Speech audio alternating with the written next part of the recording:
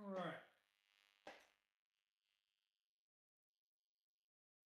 Okay. Hello, everybody. So I finally had a few minutes and I got through the majority of the game and got back to a lot where I was before I died. But so a little news for everyone that watches this later. I do have an announcement. On Friday morning, August 14th, I will be getting on a train and heading towards my first steps into leaving California permanently. Don't know if this is a good thing or a bad thing, but overall, I'm pretty excited. So I changed up a little bit what I'm doing this time. This time, just so you know, this time I had decided that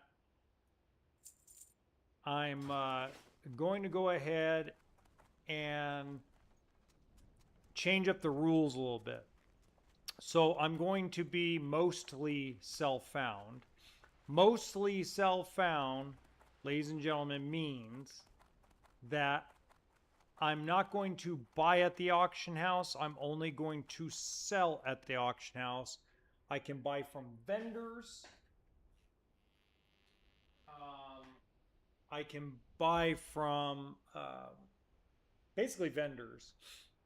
And I have to basically sell any quest rewards except for if the quest rewards drop in the world zone. So what that means is, like the glowing shard in Wailing Caverns, I can go ahead and keep the reward from that and use it.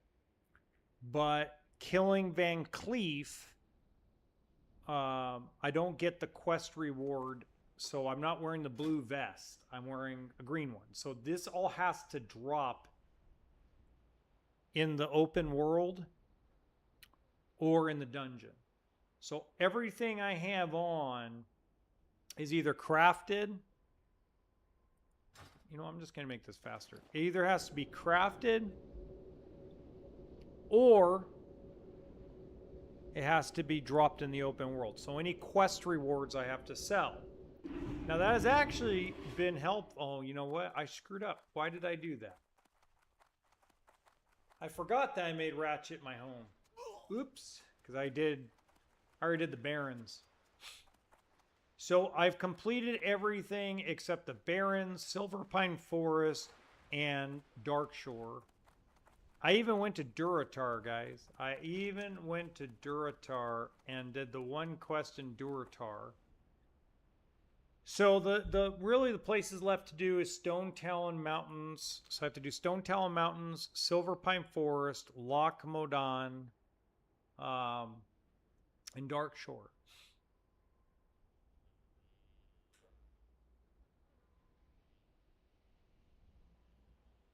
Which actually I might do Trystal Glades before I do Silver Pine Forest. But today, Loch Modan. So we're going to head over there. So this is my last couple of days. So just to let you know, probably over the next 3 to 7 days, my streaming schedule will be off. As you guys know, I haven't really streamed the last couple of days, but I have been playing. I rebuilt the character to level 23, and just to go over some of the stuff. Remember, so instead of focusing in on the quest rewards, so that means I'm not going to get really any blues unless the blues drop. Like the only blue I have at level 23 is the glowing lizard cloak, plus 6 agility. And so like the Seal of Ren I can use because the Seal of Ren drops from a open world drop beating Van Cleef. Same thing with the mantle. So that's the only thing I got from quest rewards. The rest of it, Belt of the Fang, Serpent Gloves, those are cloth, Prospector Woolies. So even I don't have I sold it. I sold the blue vest you get from Van Cleef. So I still have a lot of stuff. My most impressive stuff I have is the damage stuff, which is Impaling Harpoon, and the silver plated shotgun, which is I made. So mostly self-found is basically where we're at. And so I decided on engineering. So I'll give you guys a look at engineering. 143, mining 114, cooking 132, first aid 96, fishing 97, all the weapons. Obviously, I really haven't messed with the bows because the bow didn't drop in Wayland Caverns. So I did do all the quests in Westfall already. Elwyn Forest, Dun Moreau, Durotar, because remember, there is a quest in Durotar. I have not gone to Mulgore.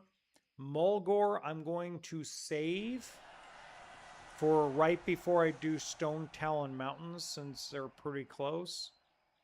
And there's no quest in Mulgore right now that I can do, so I decided to just explore that when I go back to when I go to Stone Talon Mountain. So today we're going to focus in on Loch Modan. And I also want to talk about, like, I feel like what I just am about to do is kind of screwed up. And let me explain. So I'm basically tomorrow going to give 2-day notice. And a lot of that has to do with the fact that, number one, there's just been too much inconsistency with stuff here at my job, the current one. Too much inconsistency, too many, just, I feel like every time I turn around, I'm being lied to. And I don't know why I feel that way. I feel like every time I turn around, there's some story about why something or someone can't get done.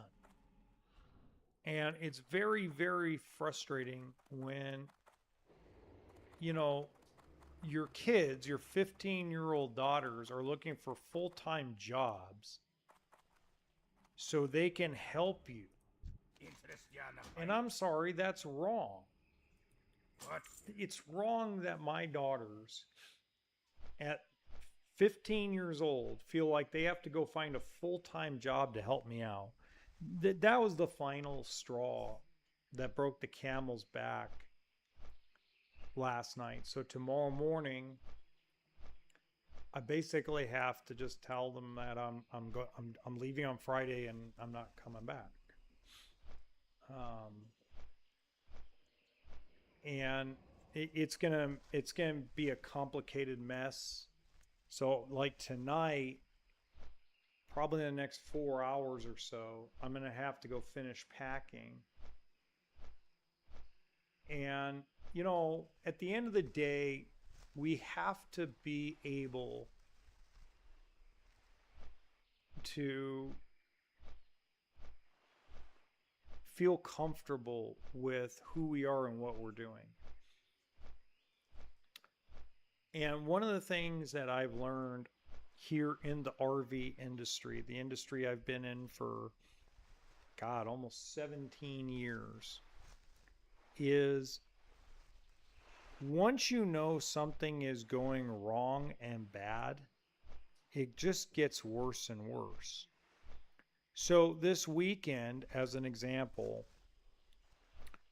I have had 0 sales calls. And what I mean by that is sales calls, meaning these are folks that are ready to make a purchase in the next 30 days. Okay. What has been happening is we've been getting a lot of people that are at the beginning of their research phase. And while there's nothing wrong with that, they basically, the only reason why they knew we even existed was because they went to a manufacturer's website and found out where we are. And these folks, when they go to a manufacturing website of an RV company, they're not going to go make a purchase. They're going to go look at things online that they want to go look at in person. Now, when you're a small little mom and pop store and you have to be selective of what you carry to make sure that you don't carry too much or too little, the process of somebody being able to go and see what they want to look at, you're out. You're not going to get these people. And the reason why is because these folks aren't buying for 6 to 7 months, and more than likely where I'm sitting right now won't exist in 30 days. It won't. Because unfortunately the company I work for is struggling. And when you stop advertising and you basically are depending on people driving up and down the freeway to stop and look, this isn't the car business where people come in to buy a car because they need a pre-owned vehicle or they need a new vehicle to go to work. This is a want. This is a vacation. This is a toy. So basically, we're depending on my Facebook, TikTok, and Instagram presence to make deals. Okay. Now, while that wouldn't be necessarily a bad thing if we were, had the right inventory to attract people to the lot, we don't. And now we are at a point in time where people want to have options. They don't want to drive 3.5 hours to come look at one unit. They'd rather drive 9 hours to go look at 15 units than to drive 3.5 hours to look at one unit. So this is a common denominator and a common problem with any business, right? So you have to have that right strike of balance of being able to advertise and at the same time being able to balance inventory to give people options.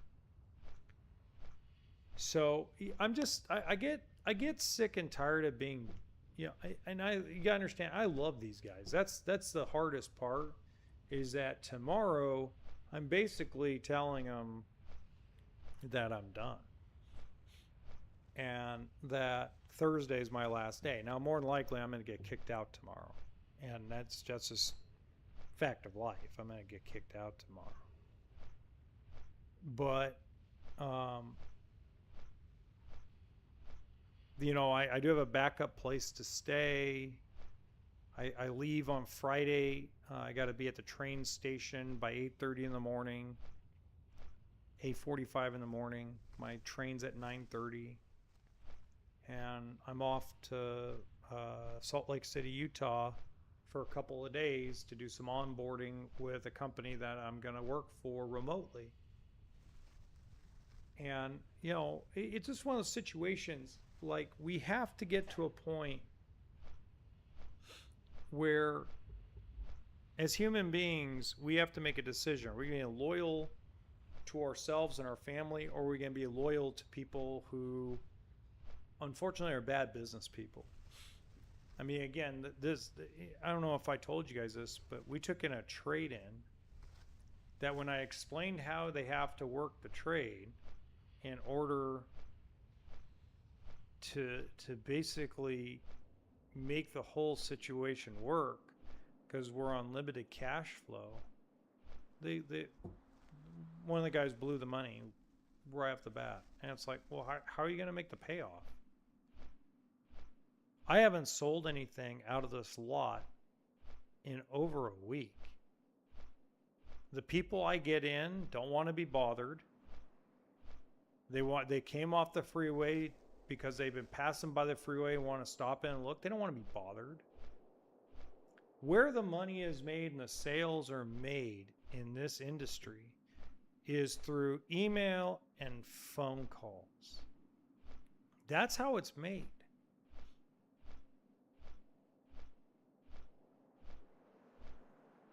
If you don't have a strong online presence, excuse my language. I know I don't normally cuss, but you're fucked with a capital F, because you have to, in the RV industry and the car industry, you have to be on every single platform that advertises a car sale or an RV sale. Whether you get leads directly from that platform or not, you have to be on that platform, because that platform drives people to your website. The more people that visit your website, the more people are going to actually purchase units. Our web traffic, I just looked on the backside, our web traffic here at this dealership I'm at is down 63% year over year. 63% decline in website traffic.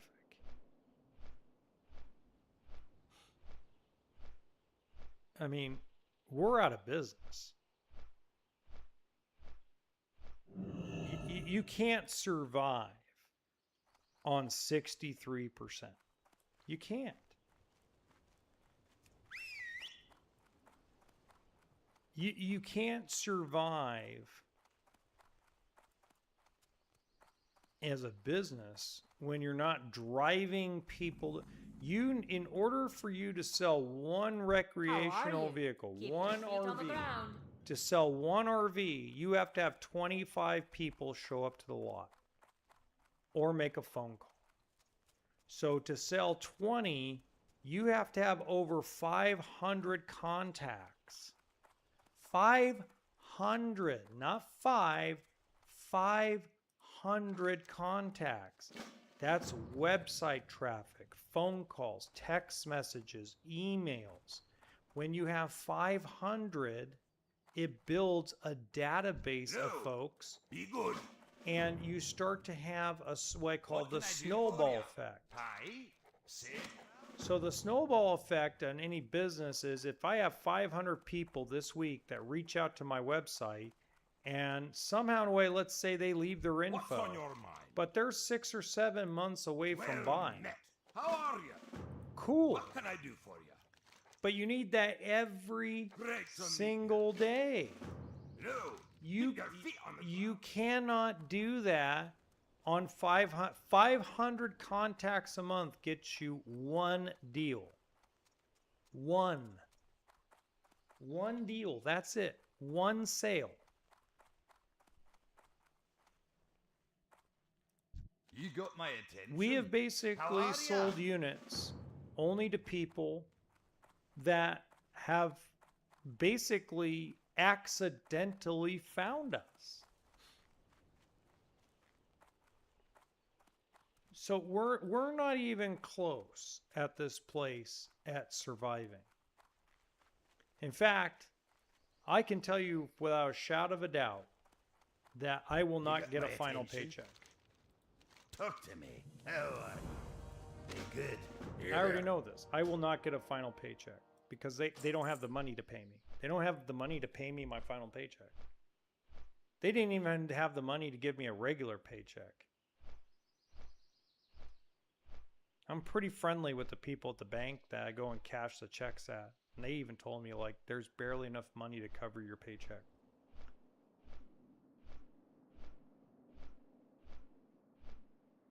So how are they going to pay me? How are they going to pay me? Right? So what I'm going to do is I'm going to turn in my timesheet tomorrow.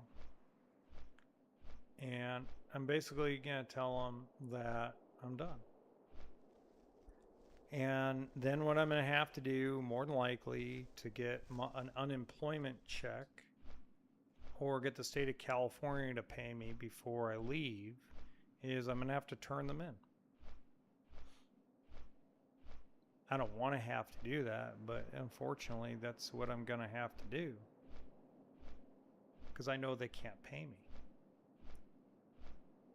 And that's the other thing, like, when you know that an employer can't pay you because they're broke, that's when you just know you got to go.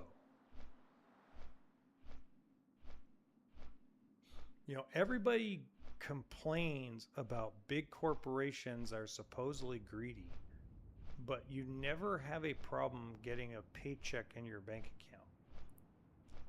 See that? So you have a greedy corporation, but yet you never have to worry whether or not you're going to get a paycheck. Interesting, right? So the company I'm going to go work for doesn't have any financial problems. In fact, they're up for the year in an industry that most people are struggling in. Now, the biggest reason why is they got it figured out. They figured out how to make the situation work for them. They figure out how to make the ends meet. So the end justifies the means. So this is just one of those situations that I try to warn people about. Don't get all caught up in the word greedy corporation, greedy company. A greedy company is able to actually get you a paycheck in your bank account, and you don't have to worry about insolvency. Right now, in this moment, I know without a shadow of a doubt, I'm not getting a final paycheck. I basically have worked the last What's on your mind? 10 days, 12 days for free. Imagine that. Imagine if Walmart told you that you got to work for free for 10 days. It would never happen. Walmart, if you feel they're unfair, you feel they're greedy, they're shitty with their employees, totally get it. Not going to argue with you about that at all. Not even going to try to argue with you about that because, again, you're probably right. But you never have to worry about cashing your paycheck.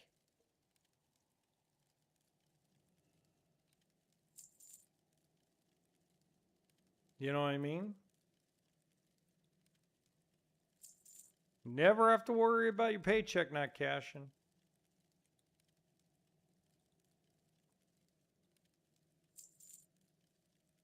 So just food for thought, you know, because I know a lot of people. Look, I know. I mean, it's nothing new. You know what I mean? I mean, we all have been through a lot of crap in our lives, you know.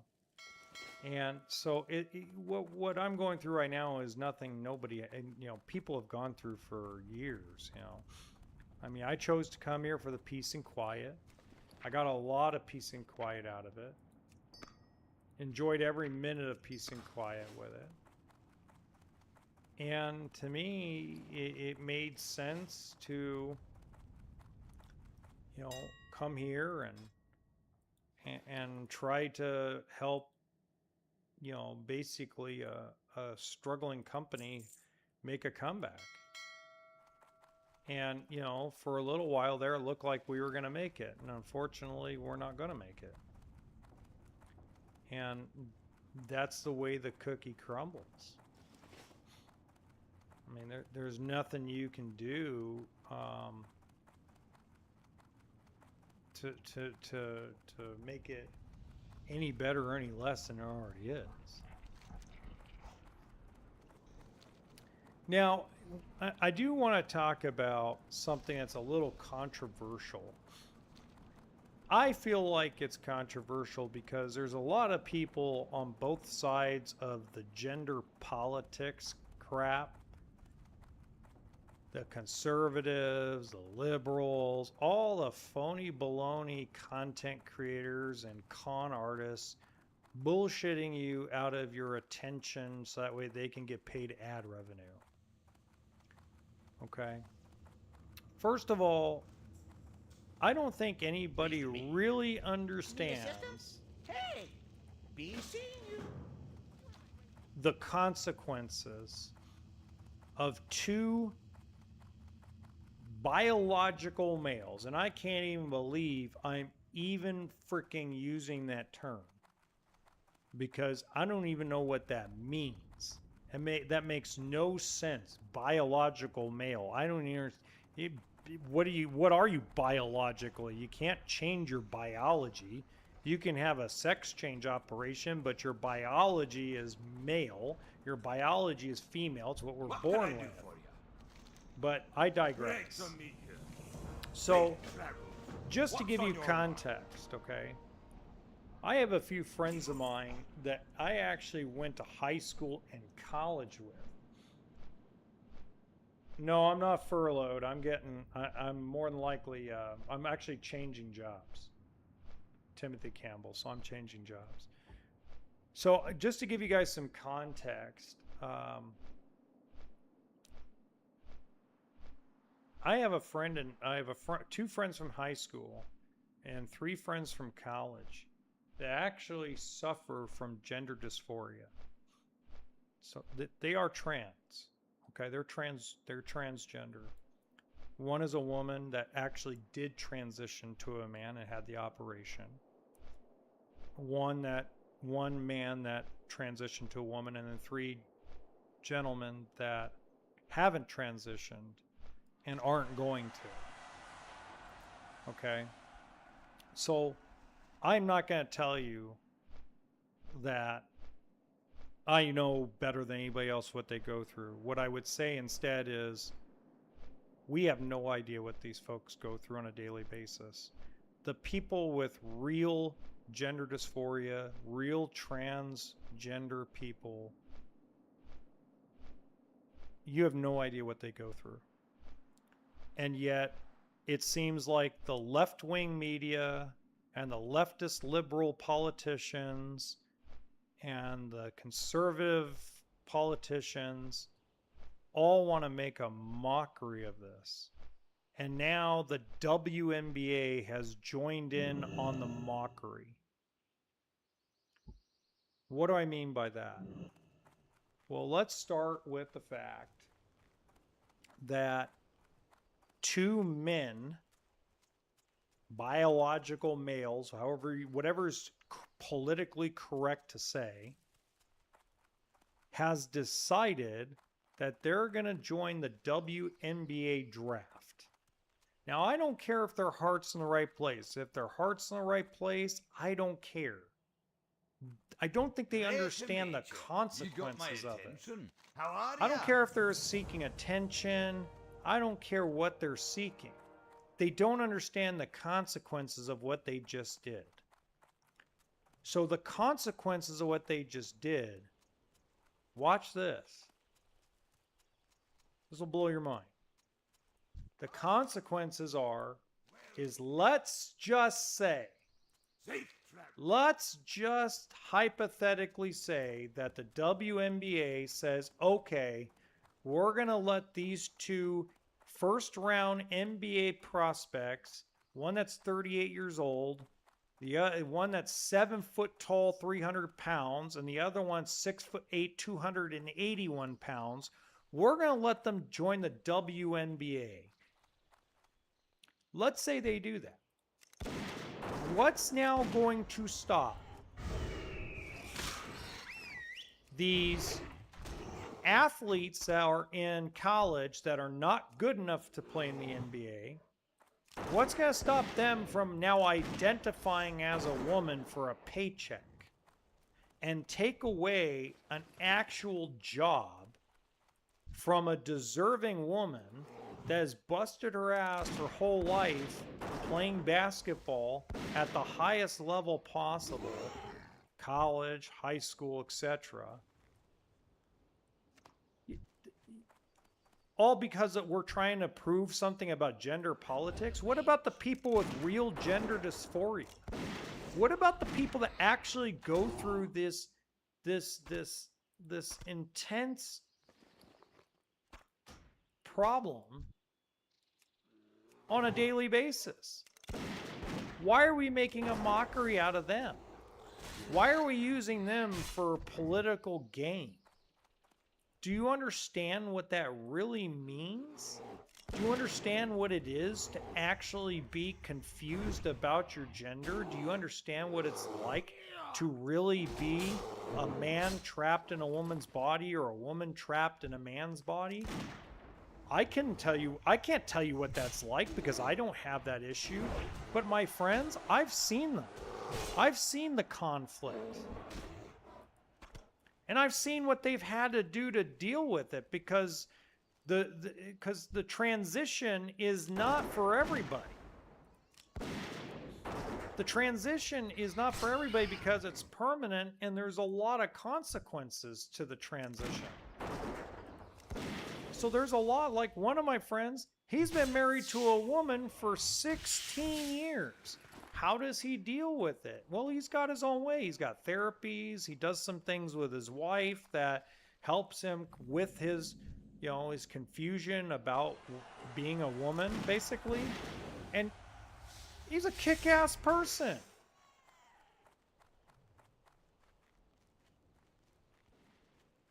Kick-ass person.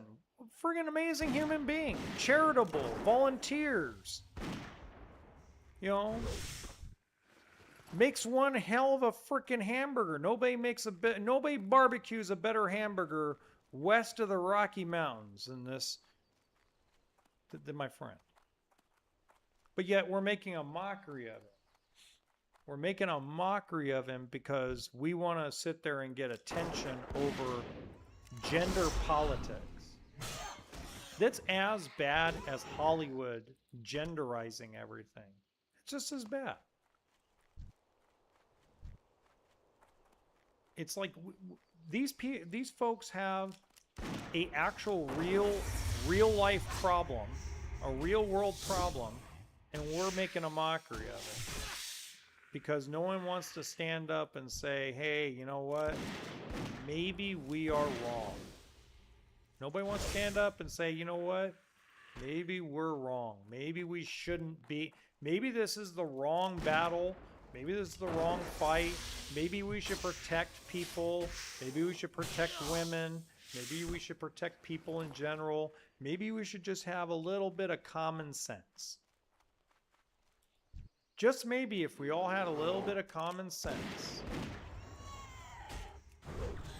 we would understand that two men going into the WNBA draft is absolutely asinine. And it is not needed. I don't care what you say. It is not right.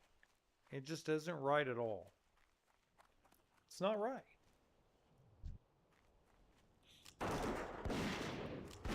But it is what it is. I just don't like things. I don't like things being made a mockery for the purposes of attention and ad revenue. I hate it. It pisses me off. Like, what is wrong with you guys? Do you understand what folks go through? Do you understand the consequences of having a quote-unquote biological male changing in a woman's locker room? Does anybody understand the consequences of that? Does anybody understand the consequences of even remotely thinking? Does anybody think about those things? Sure feels like nobody does. It feels like everybody doesn't care. Everybody's just looking for their 15 seconds of fame and their $100 of ad revenue. So that way maybe somebody will pick them up and make them $1 million for saying something outrageous. Or not answering a question at all. Let's not answer the question. Let's make it very vague where nobody can get, I can't get in trouble because I'm not going to make a stand. Hi.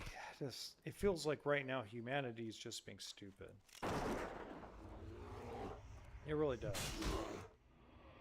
I mean, we're making a mockery of the transgender community. We're making a mockery of the human condition. We're making a mockery of all kinds of crap. All in the name of ad revenue, dollars, politics, and power. Makes me sick. Makes me want to throw up.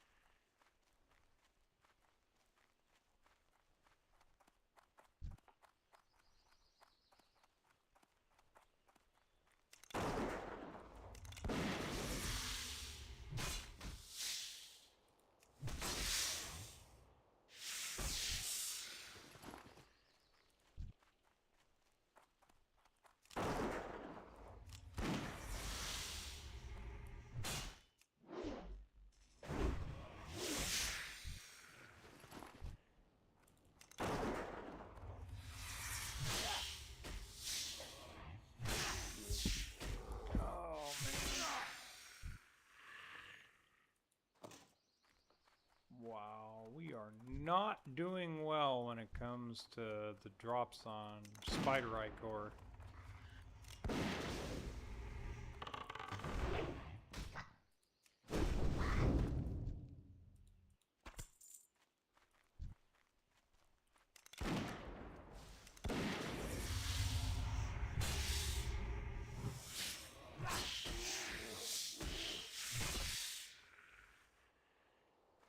Good Lord.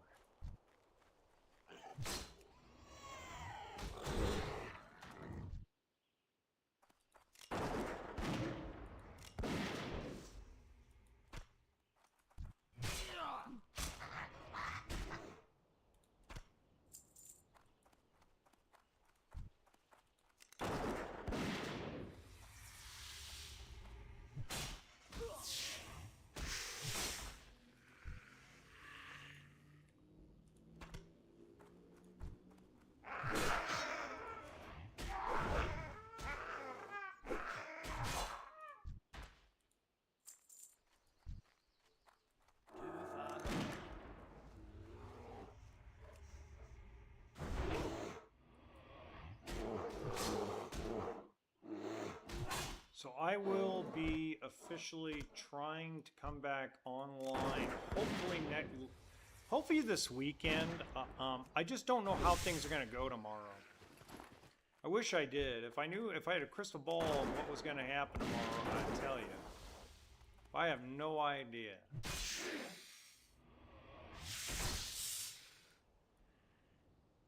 If I had a crystal ball about what the situation was going to be, I would tell you exactly what day I'm going to be back online to do streaming. If I were to take a guess, 'cause somebody asked me the other day to take a guess, I would say probably Saturday night, August 15th, would probably be the earliest. It just depends on where they get me situated, because I'll be hopping around I'll be hopping around different parts of the western United States, including Denver, Colorado, Salt Lake City, Utah, probably Charlotte, North Carolina, parts of Elkhart and Elkhart, Indiana, etc. I'll probably be up and down different little parts of the country until probably September 9th or 10th. So I don't know really when I'll be settled into Mesa or Phoenix, Arizona area. That's the final pit stop where I'm going to basically lay down my roots. What's interesting though is my ex-wife and my kids are actually moving to Mexico. They told me today that they're going to leave Oregon and they're actually heading down to southwestern Mexico for a little while, which is pretty cool in the long run because it'll be easier for me to visit them, surprisingly. So that will be really cool and exciting. The only thing I'm really worried about when it comes to all that is my kids. I don't know. Part of me wants my kids to be in the States, but part of me is like, this craziness of this country. It started me second guessing on whether I really want my kids to be here. Because there's just,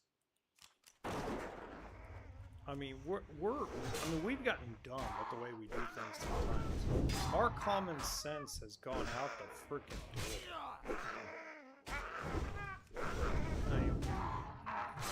door. If someone, I don't think people realize, if someone from the 1980s saw what we turned into, I think we're screwed.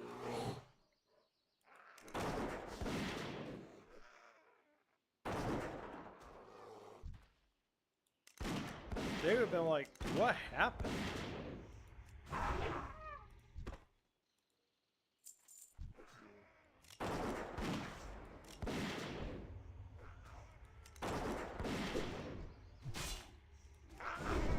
Like, how would you guys let everything go to hell?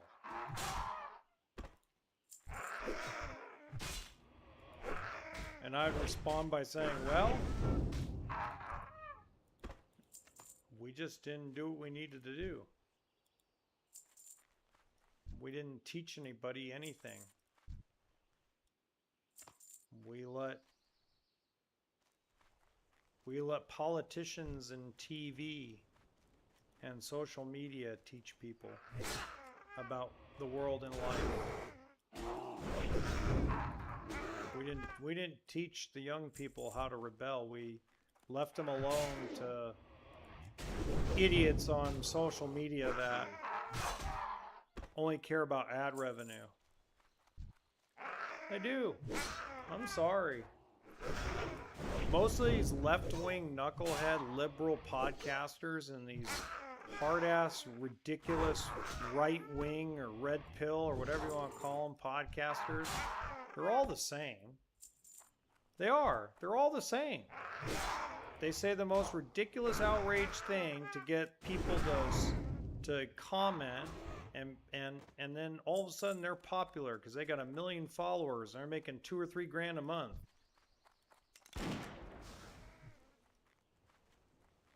Get the fuck out of here, man. You guys are crazy. Seriously.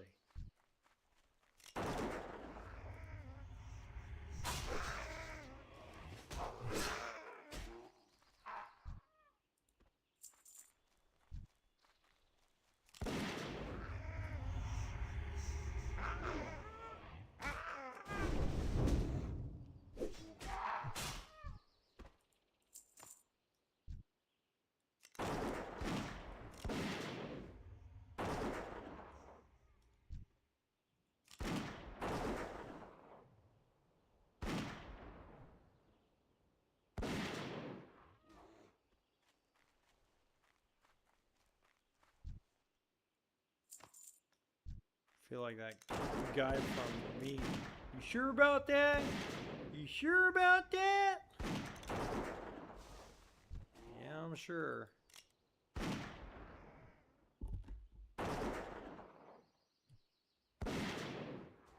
We went from a hyper-intelligent society to stupid in less than 10 years.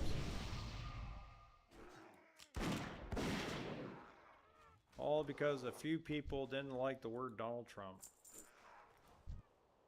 Everybody was so upset over Trump being president. I'm like, dude, who cares? He has no power. It's been proven over and over again. Trump has really no power. Just like almost every other president of the United States in history, they almost have zero power.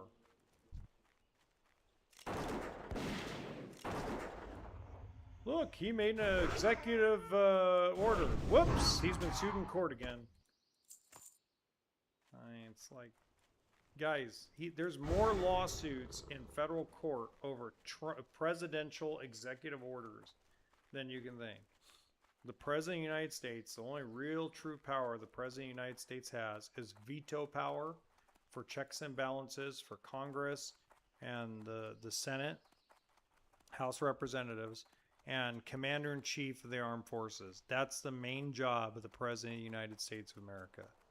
The people with all the power, the people with the real power that actually can wield it is Congress. You could put the most perfect person as the President of the United States of America and they still wouldn't get anything done. You know, so everybody wants to abolish the Senate and abolish the House. That's not the answer. The Democratic Socialist America, that's not the right answer. See you soon. I know that's what people want change, but that's dumb. Let's be honest, that's dumb. This is not, you cannot make the United States a full socialist system, because if it was a full socialist system, then immigration would stop. If you don't want any more immigrants, if you don't want the country to grow anymore, if you want the country to become impoverished, then go ahead, because you know what happens in socialist countries? The super rich have all the power.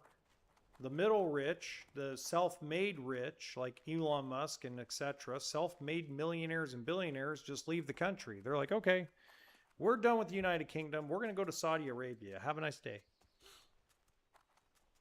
We're done with countries like Germany. We're going to go to Poland. Have a nice day.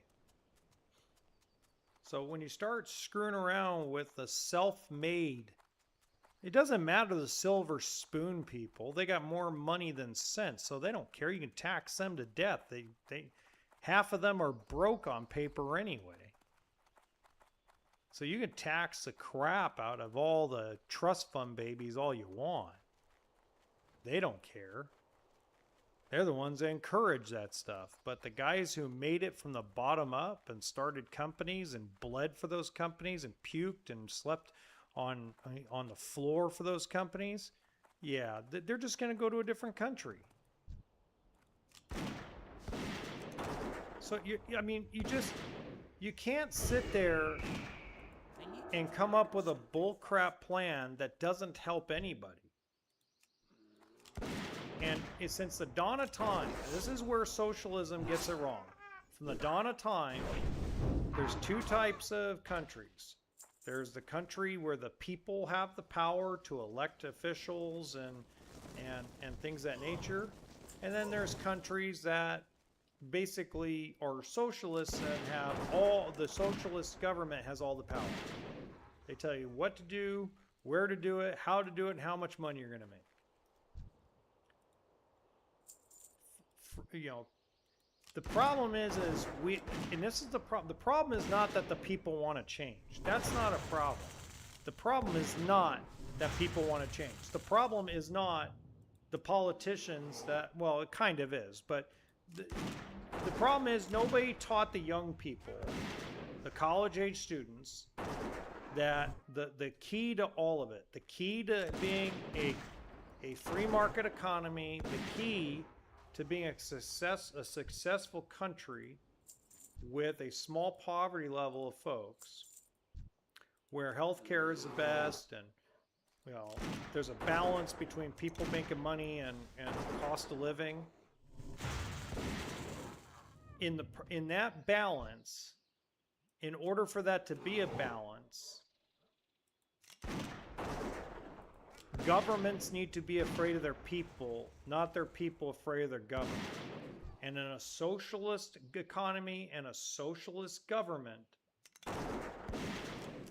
the government has all the control.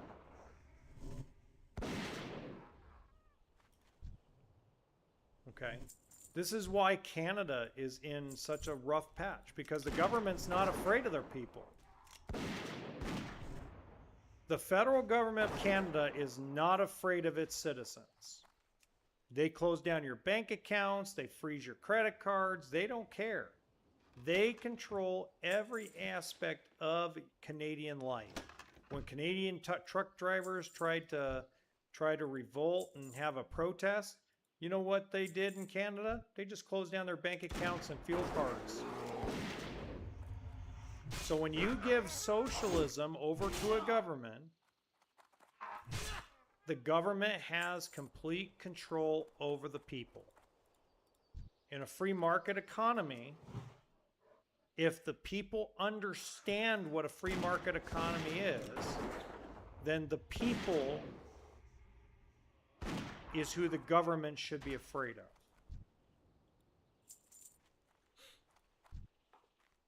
But we didn't teach these college-age kids this. We understood it. Generation X understood it. Generation X understood, the baby boomers understood. Why? Well, because we were taught. But these kids that are 18, 19, 20, 21, 22, 23, 25 years old, they sit there and look and they're like, we need a change. We need a big change. We need to just abolish everything because it doesn't work. Well, it does work. But see, the problem is the government, these powerful politicians, I don't care if they're Muslim, I don't care if they're Christian, I don't care if they're Jewish, I don't care what they are. These politicians have figured out that we'll relinquish control. And the minute we relinquished control during COVID, is the minute they went, oh, well, crap, we can step all over these guys and get rid of capitalism. And if we get rid of capitalism, we now control all the wealth, all the power in the country.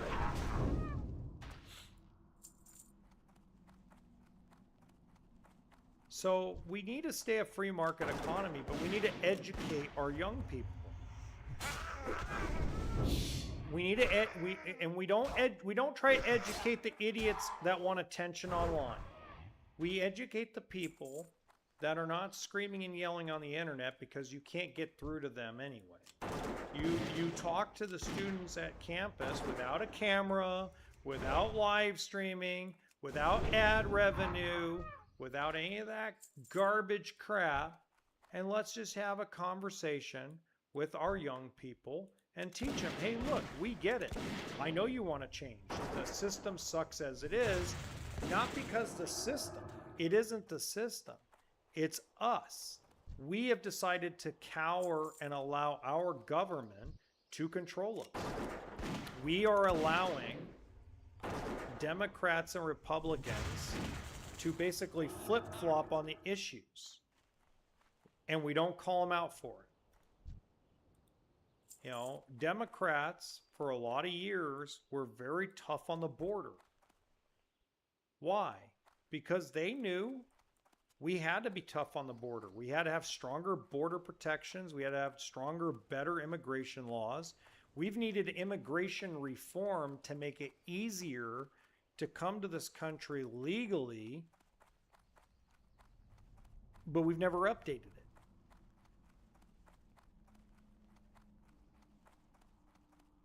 So I'm not shocked that the Democratic Socialists of America have won a couple primaries and stuff. It's just because where they're winning are where there's a lot of young university students, a lot of college campuses. And unfortunately for us and for the students of these college campuses, they're not taught economics the way they should be taught. So all you hear is how greedy everybody is. And nobody actually gets to the truth and the heart of the matter. The heart of the matter and the truth is that we are in a free market economy, and a lot of these guys that own buildings and apartments are actually not bad people. The supermajority of landlords are not bad people. But governments, since COVID, have basically tightened up restrictions where you can't take a crap without paying a fee. So even though the movie is based on a graphic novel, V for Vendetta is such a powerful speech. The speech by V in V for Vendetta, where he says, people should not be afraid of their governments. Governments should be afraid of their people. If we got back to the point, we don't need violence. We don't need protests in the streets. We don't need to firebomb businesses. We don't need to destroy people's lives. What we simply need to do is get back to what we were doing in the 80s and the 90s and even part of the 70s, where if we don't like something that goes on, if we don't want, like Chevron's gas prices, just stop filling up at Chevron. They'll get the hint. Line up at Costco. Line up at Arco or wherever your cheap gas is, and just be patient. Don't be in a rush. Oh, wait, but Chevron's only 50 cents more a gallon and there's nobody there. Still don't go. How are you? If you know, Pacifico Beer decides that they're going to do a campaign that's anti-women or anti-children, stop buying Pacifico Beer. You don't think things would change? You don't think they would get the hit? Great to meet you. You don't like the way the Democrats are representing things or the Republicans are representing things? Cool. Stop giving them money. Stop giving them your attention. Turn off the channel. Unsubscribe. See, we forgot the golden age of problem solving. They need our attention to make money and keep their power. So why are we paying attention?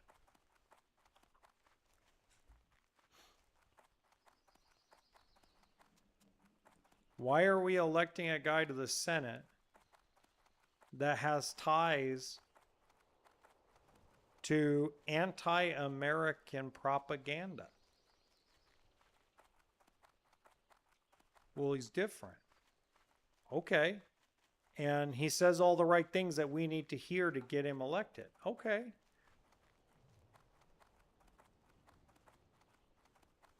I get it. But do you understand the consequences of it? And most people don't realize there are consequences to every decision. No matter what that decision is, no matter what that decision is about, there are consequences to every choice. There are rewards and there's consequences.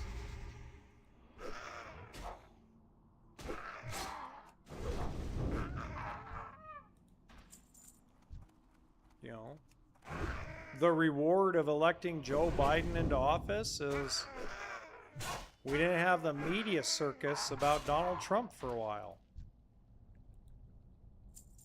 The downside, the economy took a crap. Inflation went through the roof.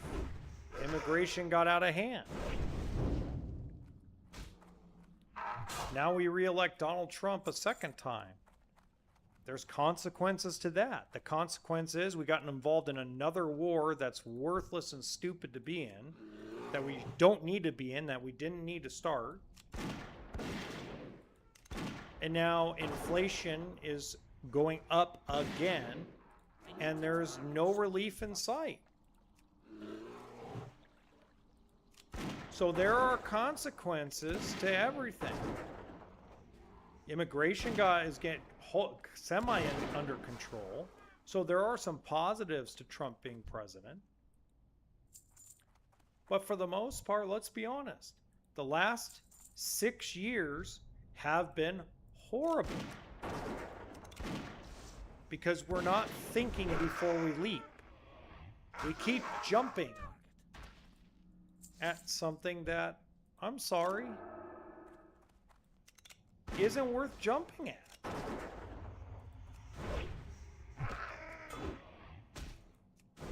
You know, you want this country to change? Okay. Don't abolish the country. Just elect blue-collar workers. Stop electing people that are screaming and yelling that the America deserved 9/11. Stop electing people that are associated with terrorism, fraud, embezzlement. Stop electing these people. Stop voting for them. Find the plumber or electrician or construction worker or the banker. That's who will change the country. If the entire House of Representatives and Senate was on a volunteer basis only, and they could not get paid, okay? And we told you you were a volunteer, and you could not make a dime off it. You had no employees, no jets, no expense accounts. You just came in every day, once a month, to help with laws, investigations, things like that. You came in for 1 week a month, and you had a full-time job as a blue-collar worker. I'm going to tell you right now, you wouldn't have half the problems we have now. So if you don't abolish something, create an alternative by bringing in people who have common sense, that have no skin in the game to make money. Don't bring in lawyers. Don't bring in these same knuckleheads that scream and have friends that scream and yell 9/11 was deserved and that people deserve to die. Don't bring in people like that. That's stupid. Why would we do that? Why would we bring in a guy who straight out hates America to be one of our politicians?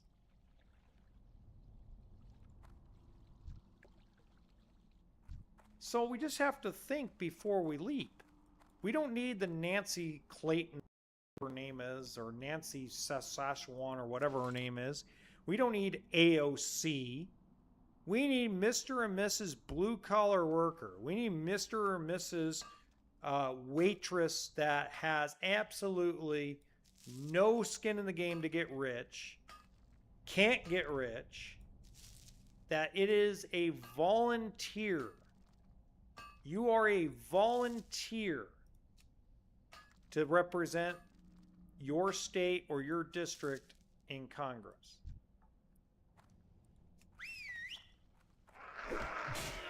If that was to happen, and we got a bunch of electricians, union guys, to be our senators and help us make our laws and help us out, and be our representation of the world, oh boy, I'm going to tell you right now, this country would change in a heartbeat.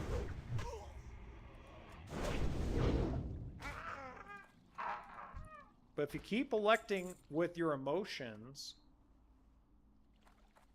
then the country's never going to change.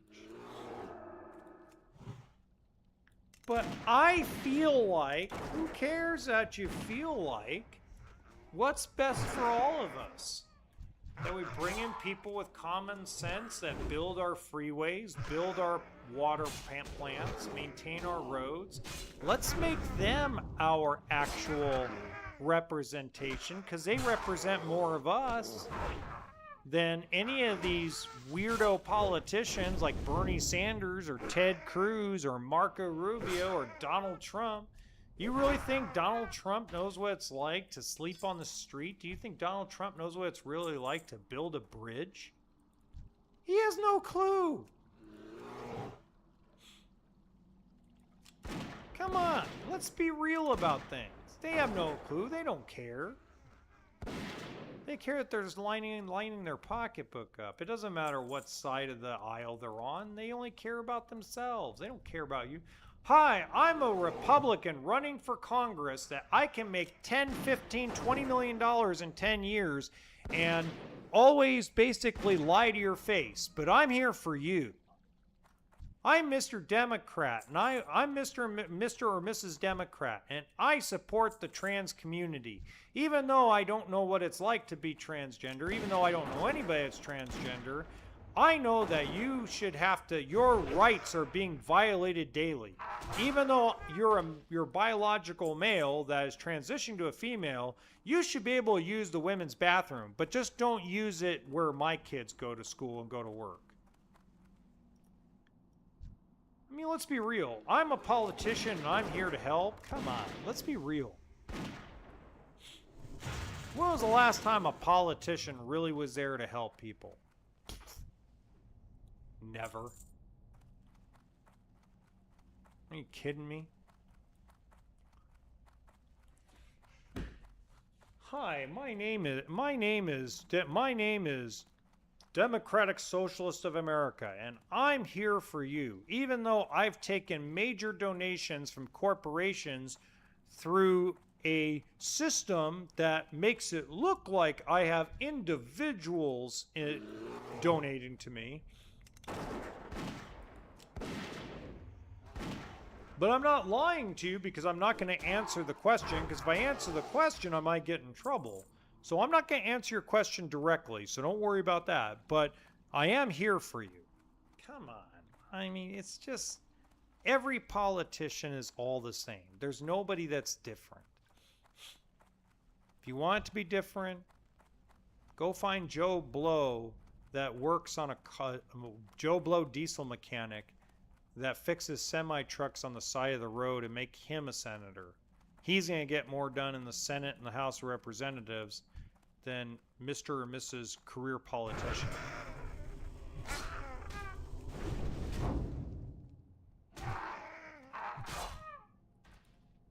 See, this is why people like the guy from Poland. He may not be, I may not agree with everything he says because I don't think we should discriminate against people based on their religion. Even if there is there's extremism in every religion. Buddha, Muslim, Catholic, Christianity. There's always extremism in everything. Okay? There's been religious attacks in the name of God by every religion in human history. But the reason why they like him is because he'll actually answer the questions directly and tell you to go shove it up your you-know-what if you don't like it. That's why people like him.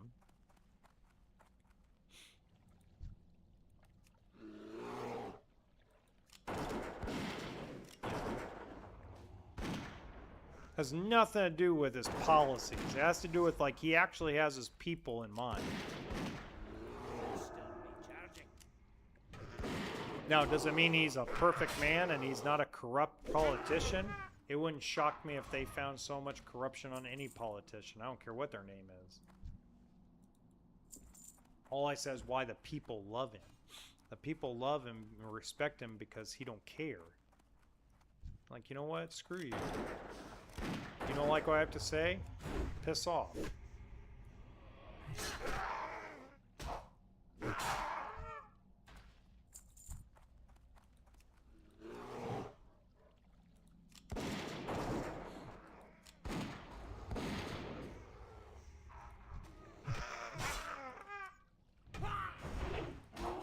I don't even know how people can trust this Modami character. He's so he says so many anti-American things. He's connected to too many anti-American stuff. I'm so shocked New York even elected him.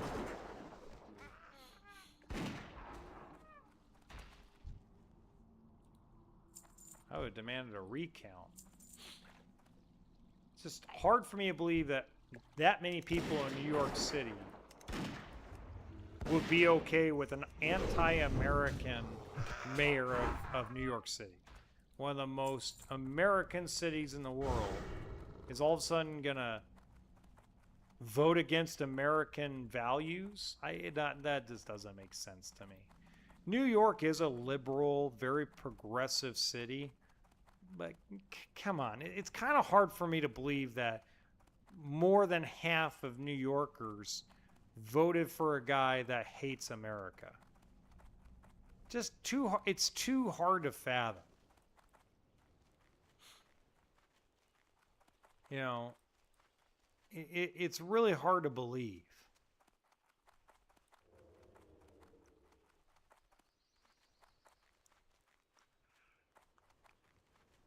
Michigan, it doesn't shock me because where that guy won in Michigan has become uh,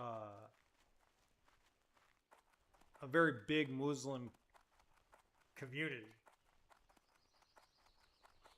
And, I mean, I don't care if they're 5%, 3%, 2%, doesn't matter what the size of the population. If you got 100,000 votes that are going to go down and vote for you,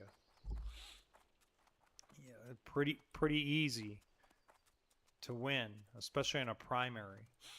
General election, a lot harder to do because now you need to find votes amongst independents and moderates, and he's not going to get elected senator of Michigan.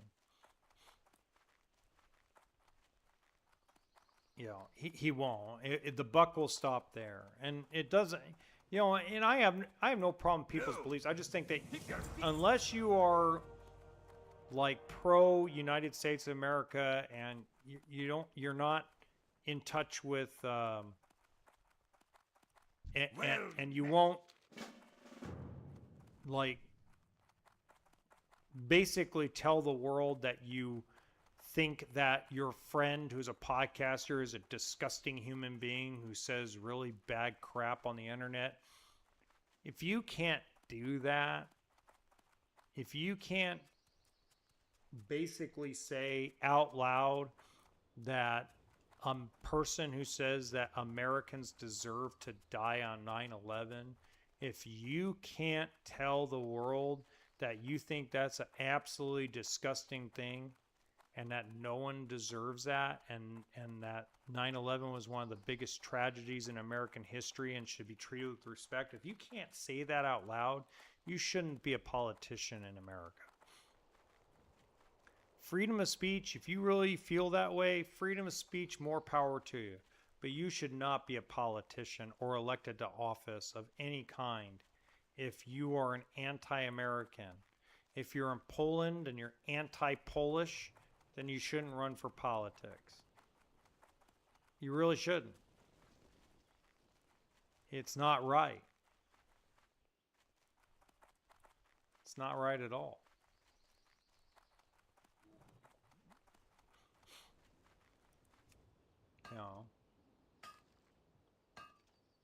If you want to, use your platform to explain yourself and explain your values and have your freedom of speech, as long as you're not, doing something to harm another human being or entice somebody to harm another human being, if your opinion is about something that happened in the past, I can't say much to that. I can't tell you cancel him, get off the internet.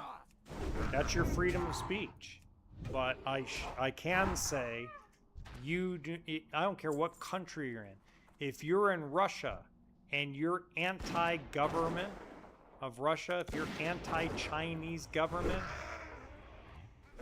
you should not run for politics in that country. If you tell me tomorrow you're a Chinese citizen, but yet you think everything that happened to China in World War II was deserved,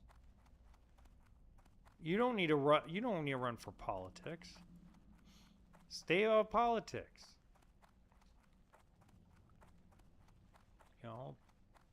The politics of the world and country should be for patriots. People who love their country and want to do nothing but improve it or help maintain it. If everything's running smooth, just maintain it. Your goal in life should be to help lift up your country and your fellow countrymen and women and lift them up. That should be the goal. But it seems like the only goal is power and money.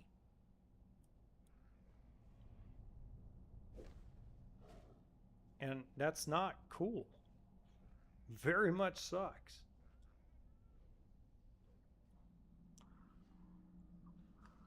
Why am I yawning already? I shouldn't be yawning already.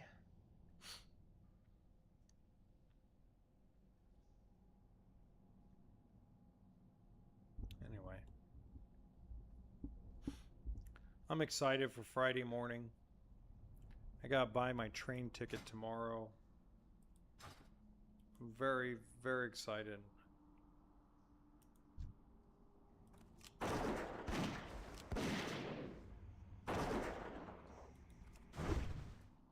Why am I excited? Because it's been a long time coming.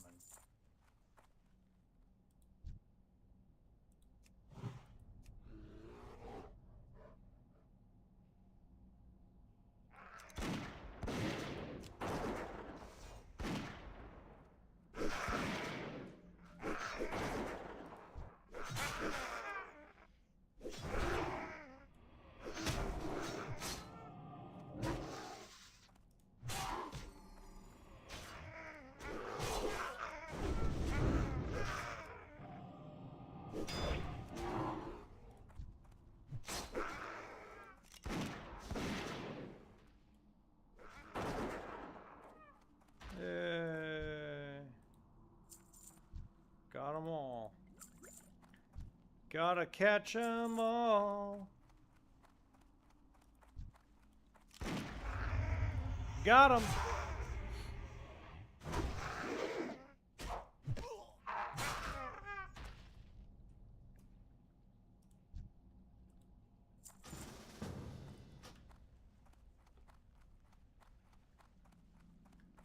He's way too low. Huh.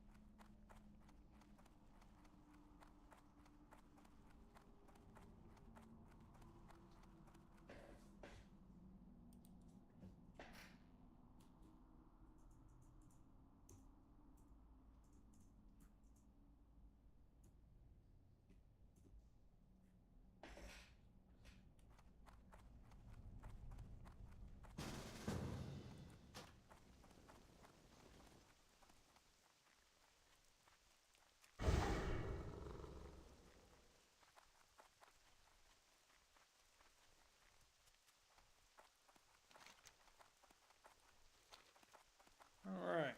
Got a little group going to handle the mercenaries. I'm going to handle them a little earlier than I normally do.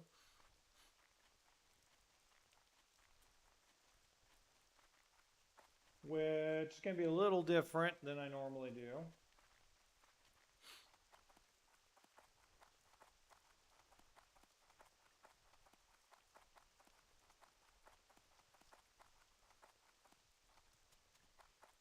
I think it's solo old Sudi.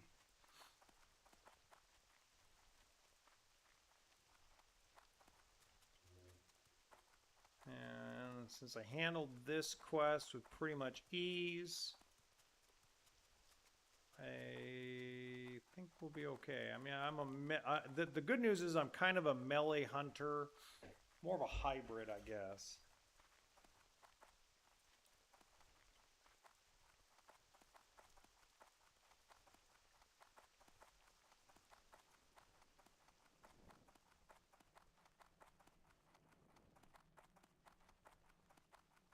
What can I do for you?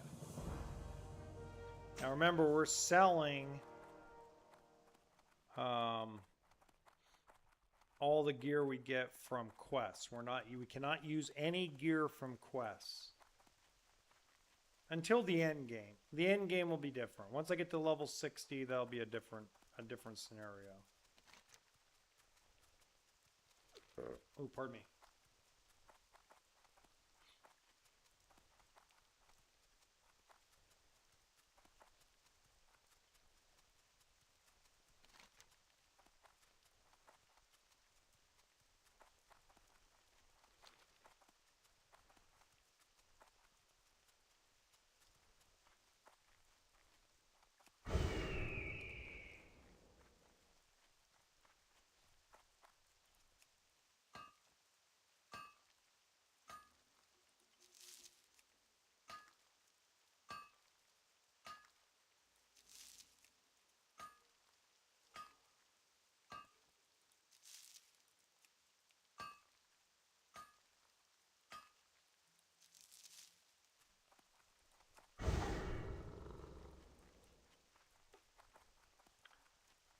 Well, I'm out of food because I could put food in the bank.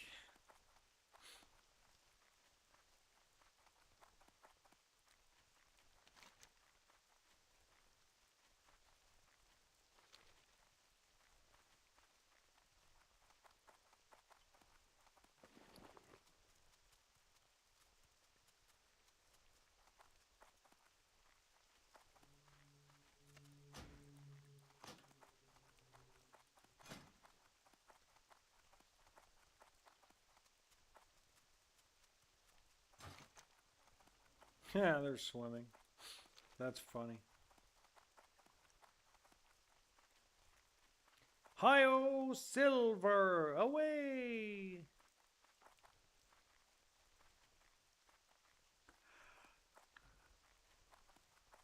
Ugh.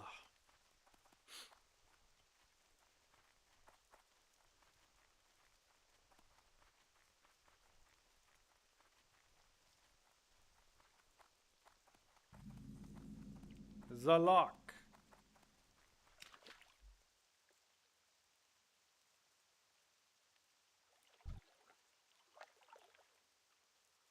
I need a target. Ooh, I haven't seen one of those come out of the water in a long time.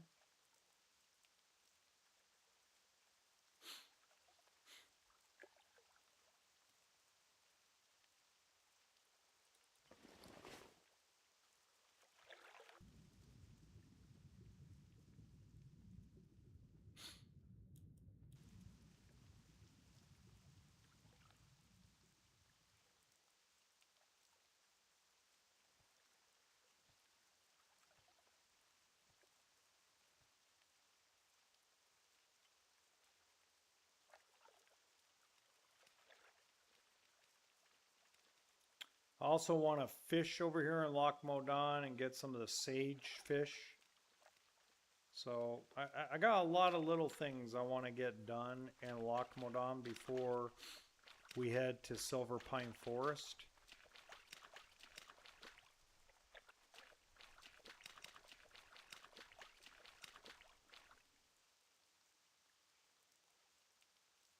So just to review with you guys, we've done Elwyn Forest, Tressadil, Loch Modan, or Dunmorrow. Okay.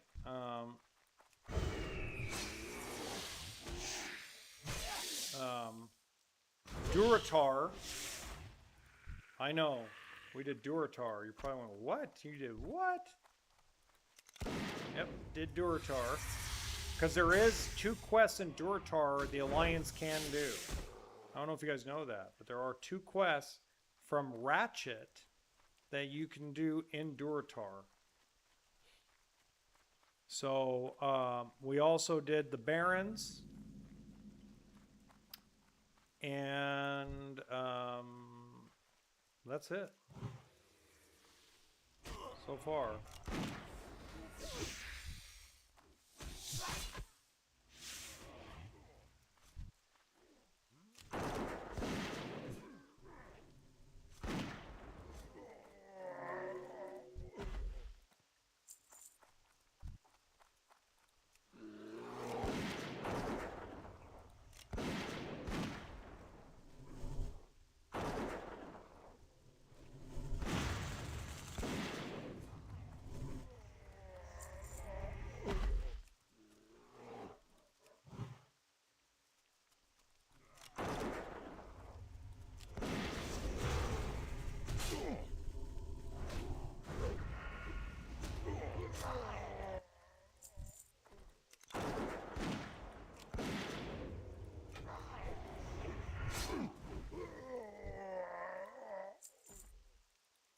Okay, I gotta feed the pet.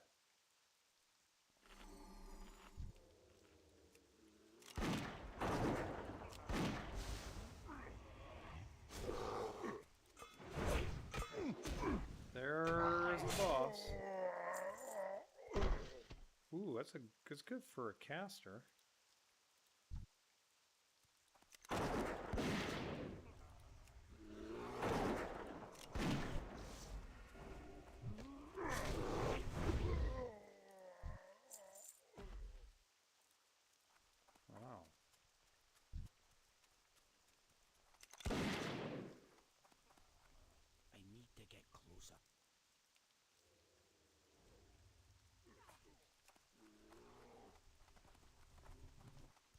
I was trying to line of sight him.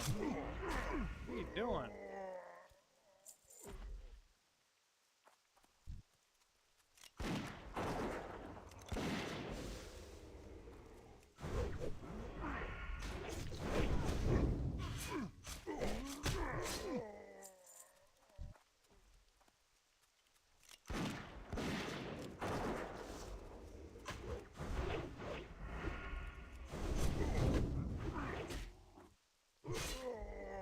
Oh, and let me try the light.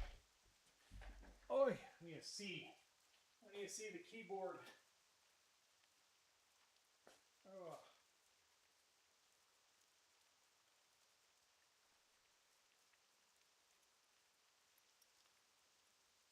Okay.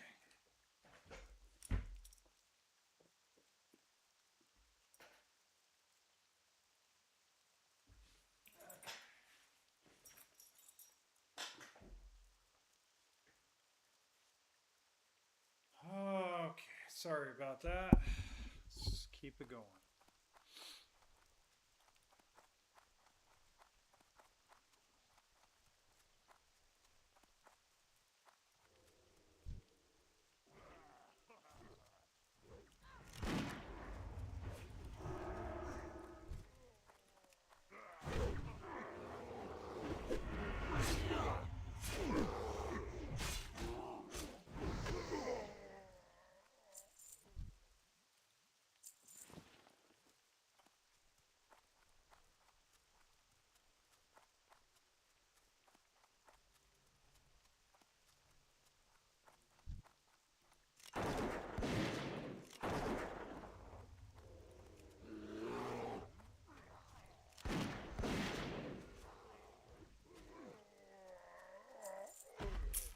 That's two.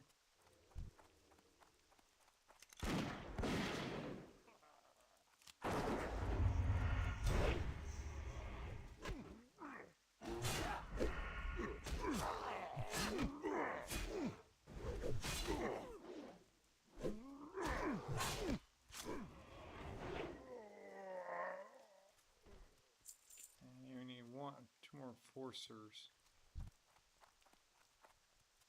Forcer.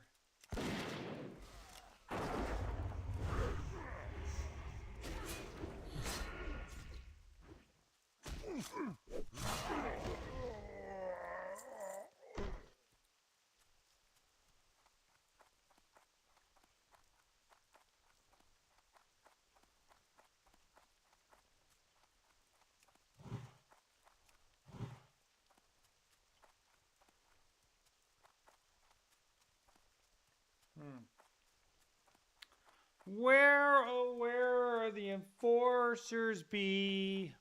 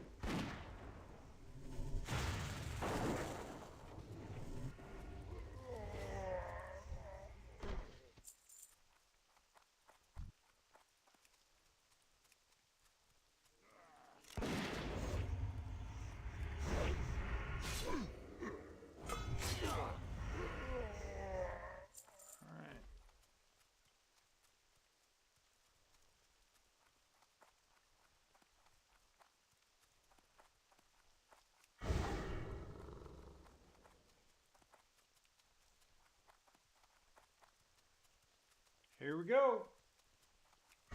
Let's get them. Let's get them.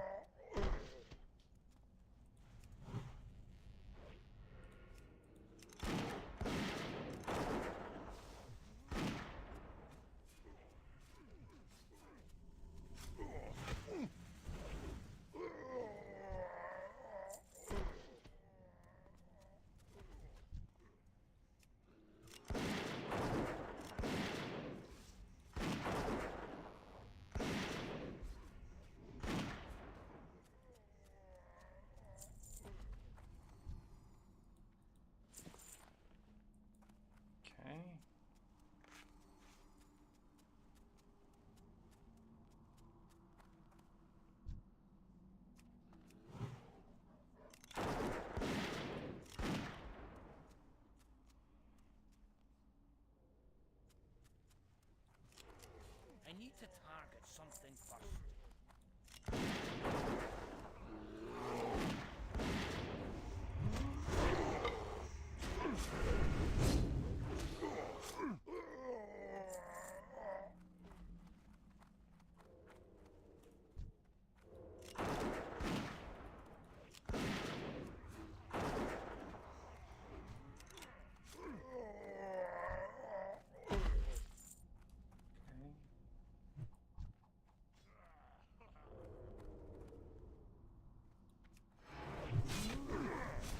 Okay.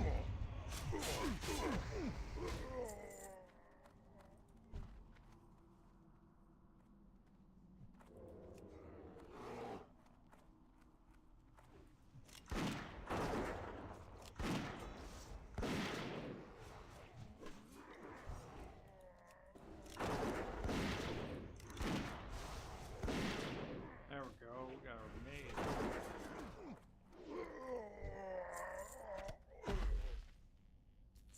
Nice.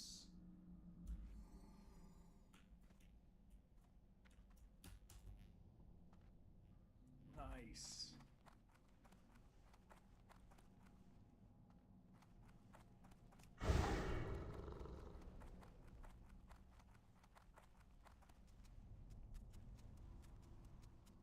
One ogre.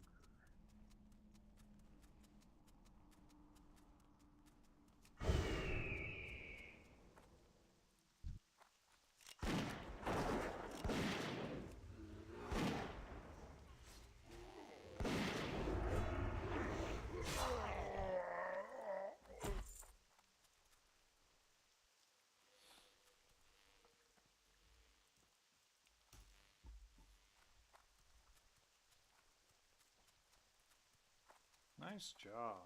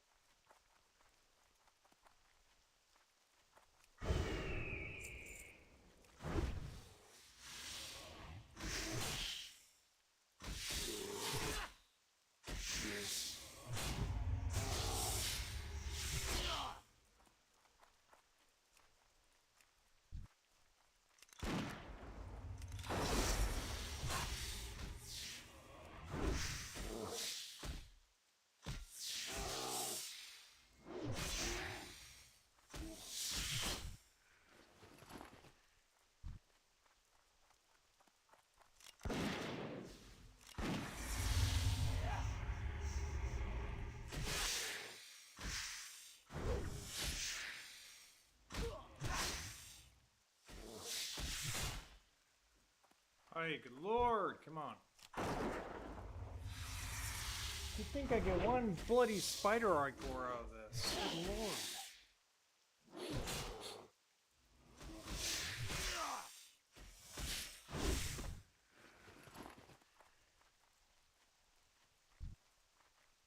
I'm out of range.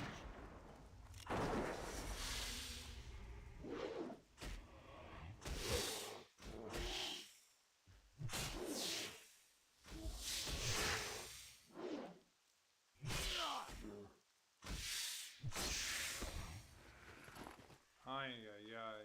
You've got to be kidding.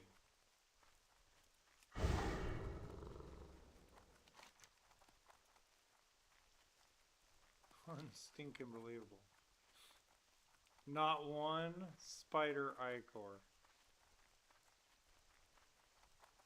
I mean, that's absolutely crazy.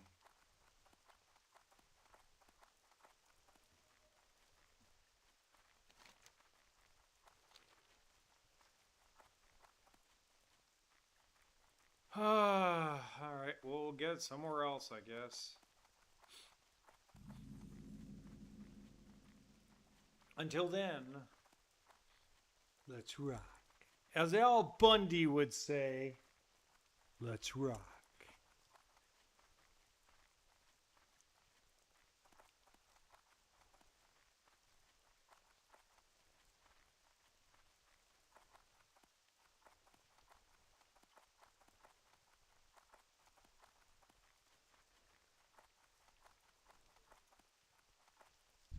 on your mind? What's on your mind?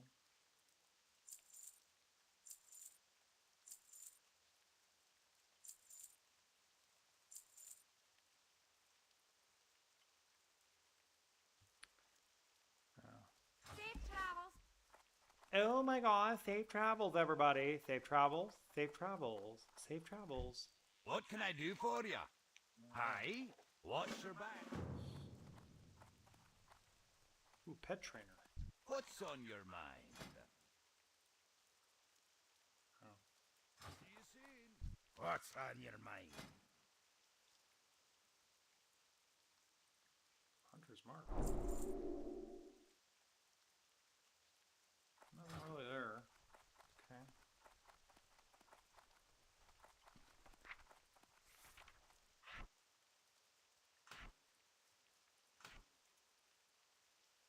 Ooh, that's good. That's actually good. Hey there. Safe. Let's go kill some bloody buzzards.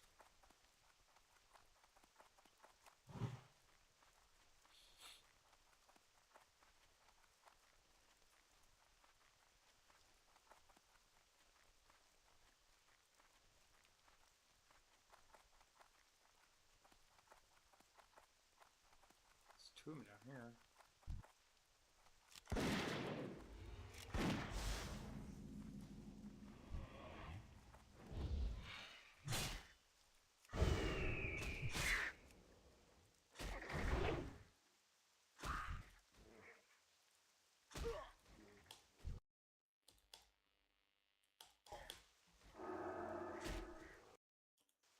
Come on, you stupid computer.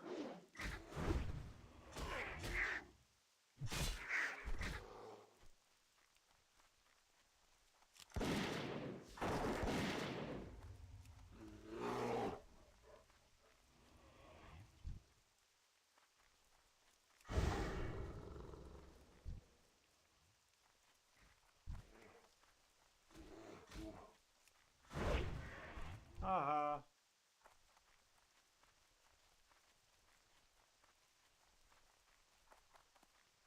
Might get this done fast. Fantastic.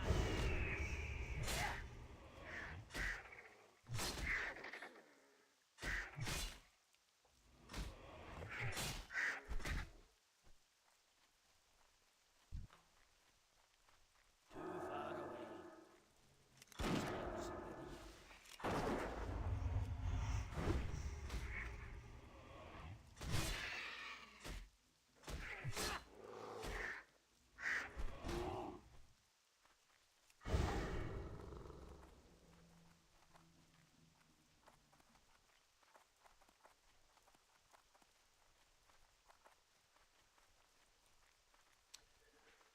Oh boy, oh boy, oh boy, oh boy, oh boy, oh boy, oh boy, oh boy, oh boy, oh boy.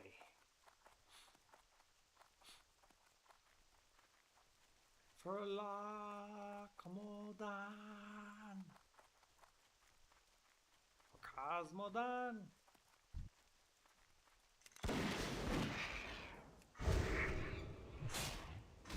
A new aspect of the money monkey would come handy at some point, right?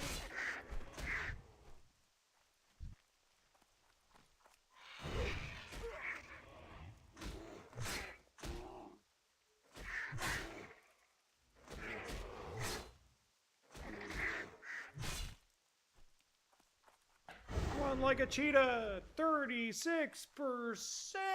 Yeah. I got you. I got you.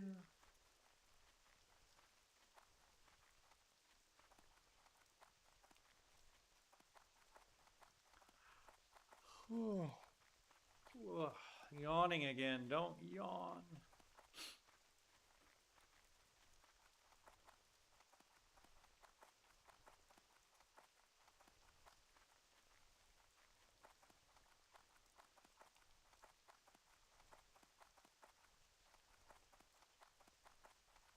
How are you?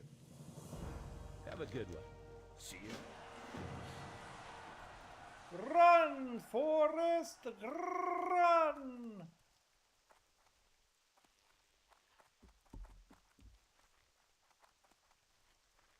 probably should have bought some arrows and used the bow for a little bit, but I'll use the bow in a little bit. I'll use it just because I want to keep my bow skill going.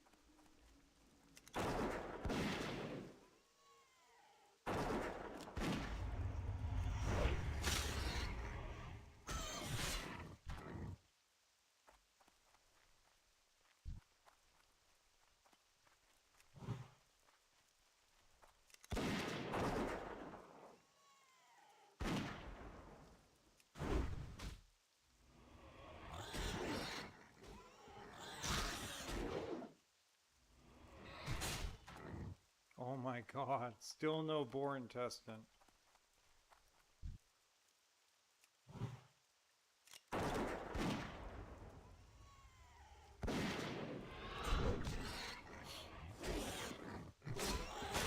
How did that not drop you?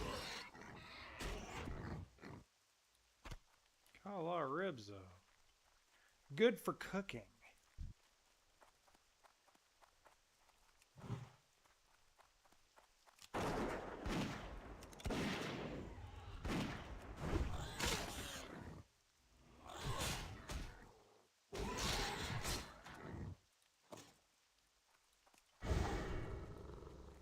Oh well.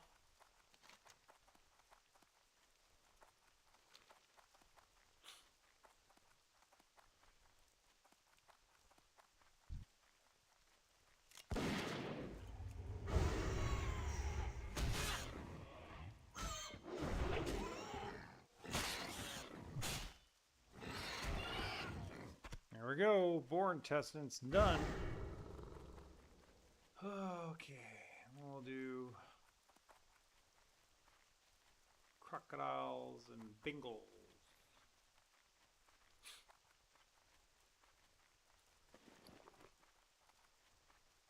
And one more spider ichor, actually. I only need one more.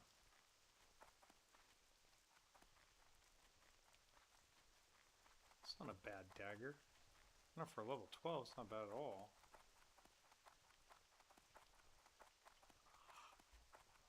Ugh. Not bad at all. What's happening?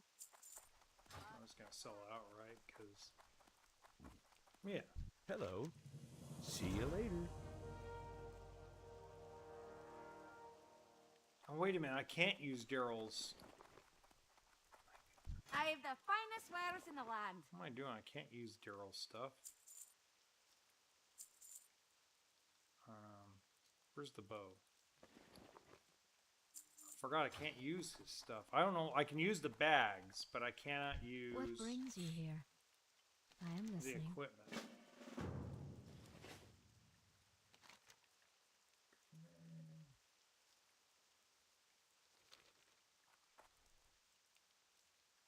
Huh.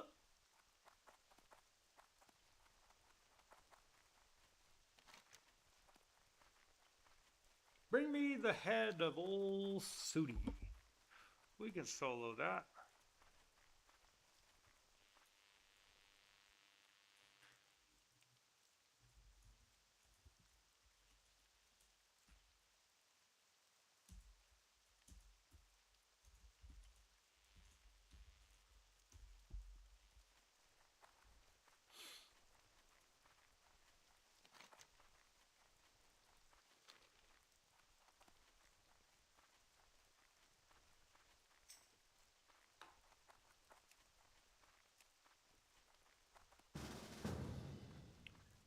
He's like, I'm fine with that.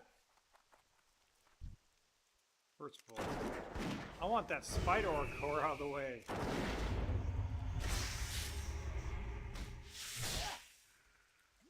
we go. Finally, the rock has come back to Loch Modan.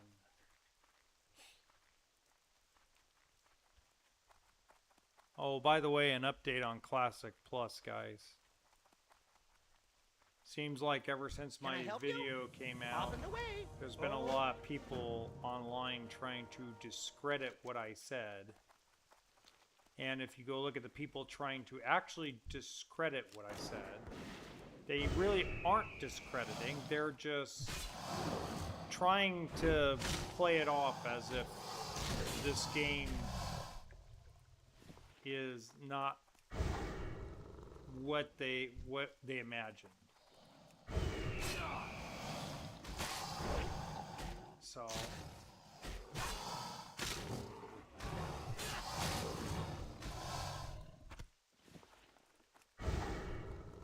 it is what it is. I mean, that's how I look at it.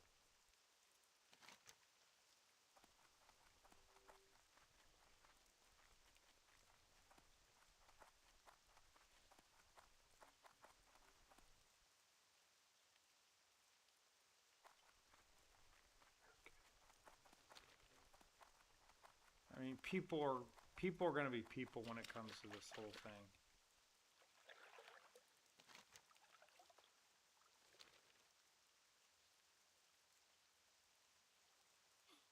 Nobody wants to admit that this game will not be what they want it to be. It'll be what will make money.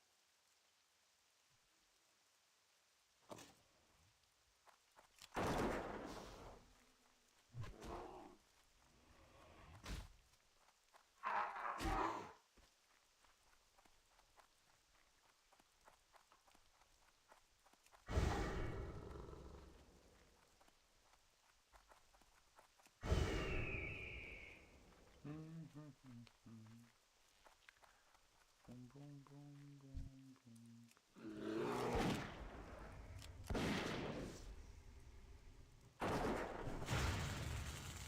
I'm still recharging.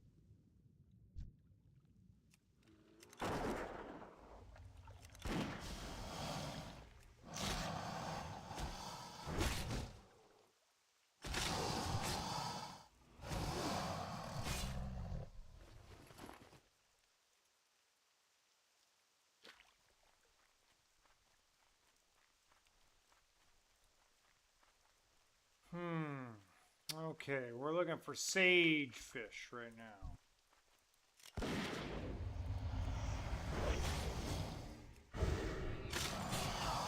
Aspect of the monkey.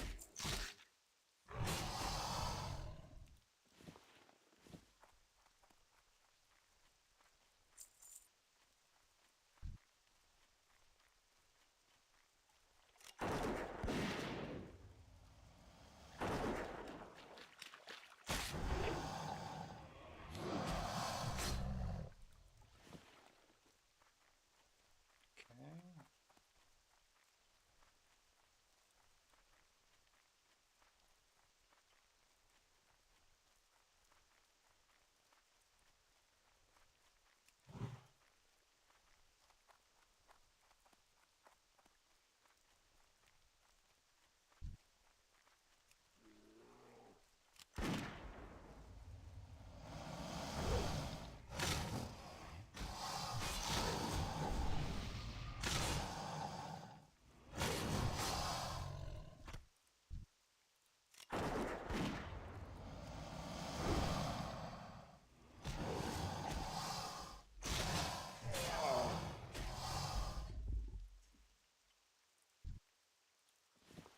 God, the drop rate's way better on these skins than they usually are.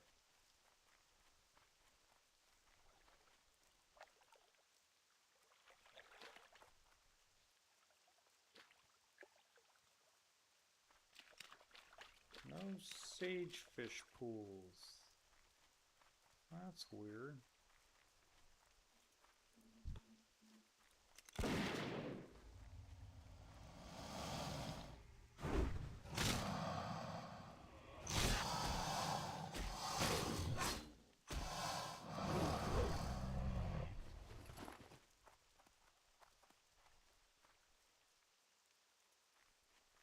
Huh.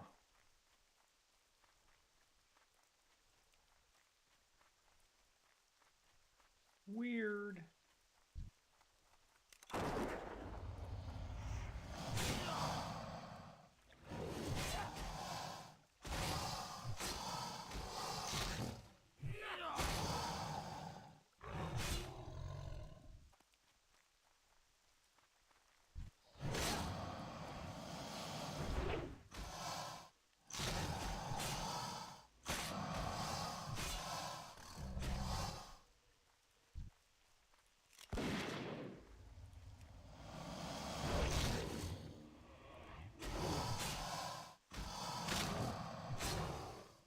That's really weird. Really, really weird.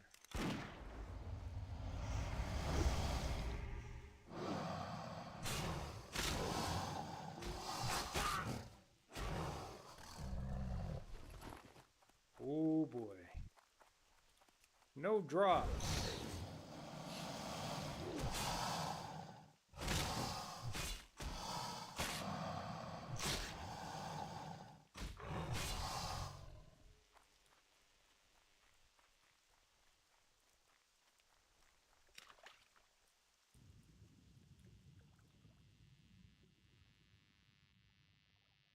No drops at all.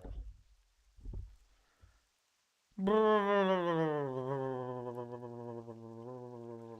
let's try over here and see if we can get some of these crocodiles on this island to drop some stuff since they're dropping nada over on that side.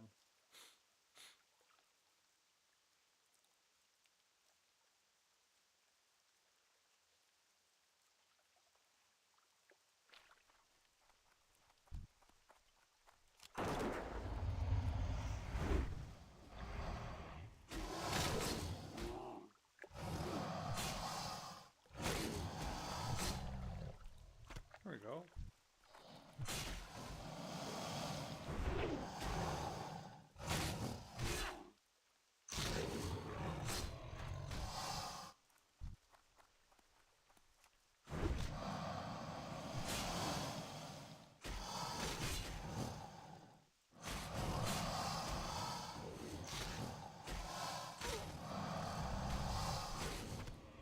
There we go. I need one more meat now. One more meat.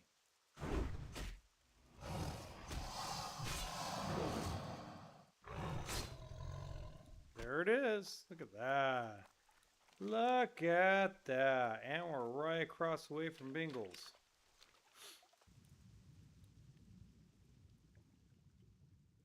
Gotta love it when timing has a good thing going. 'Cause we're questing in the rain. Just questing in the rain. I won't quit my day job. Whatever. Whatever. Ugh.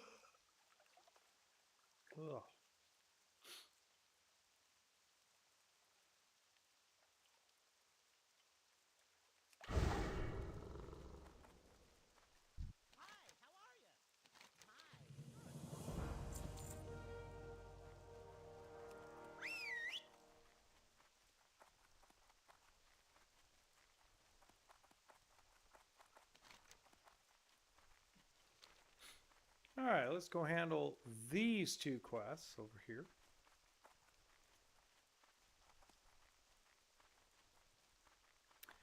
This should be fun. Hopefully I get a lot of wool cloth over here. No, that's on, I'm leaving the state of California. I leave on Friday morning. So in tomorrow, Wednesday, Thursday, so three and a half days. And I do celebrate National Women's Day, but How are ya? some people don't like to.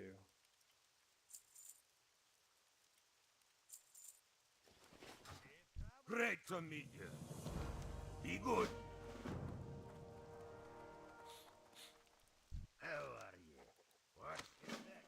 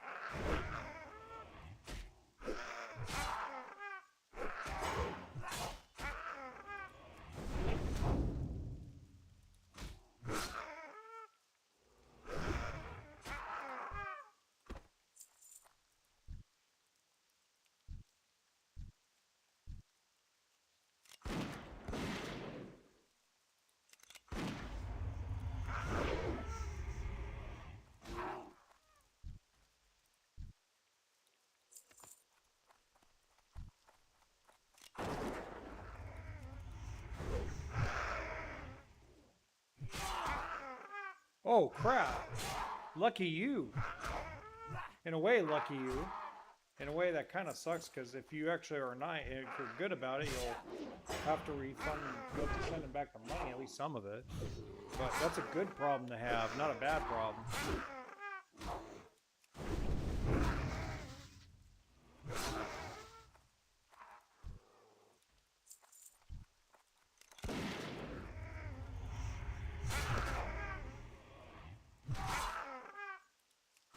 Okay. Well, good for you, dude. Again, good problem to have, not a bad one.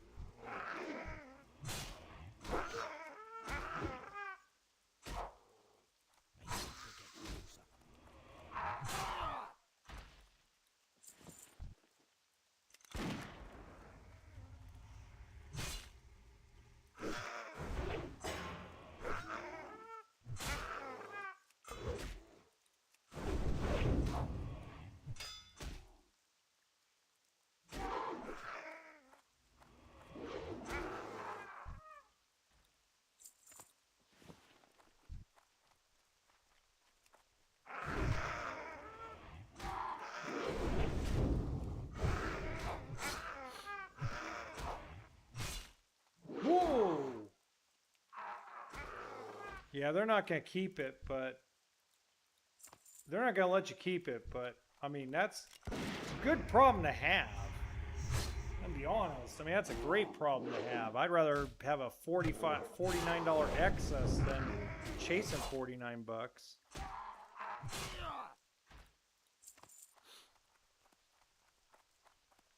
You lucky dog, you.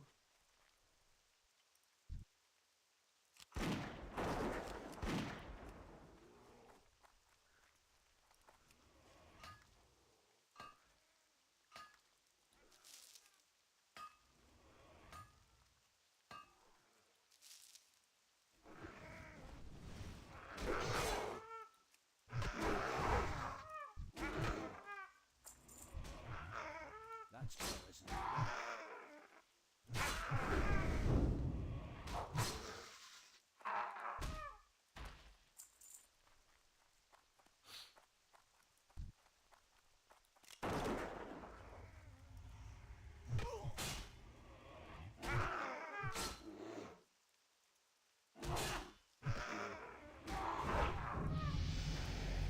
Hey, Rufus.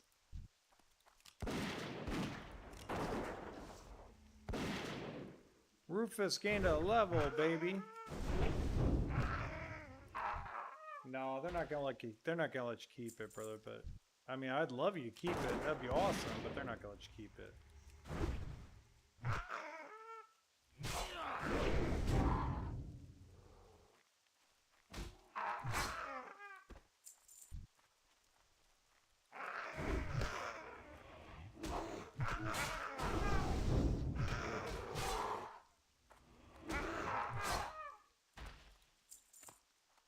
2 more.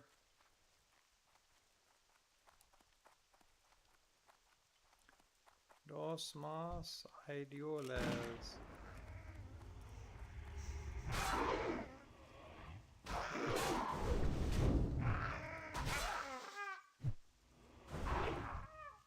Gotcha. What did the 5 fingers say to the face? What? Slap! Cold-blooded.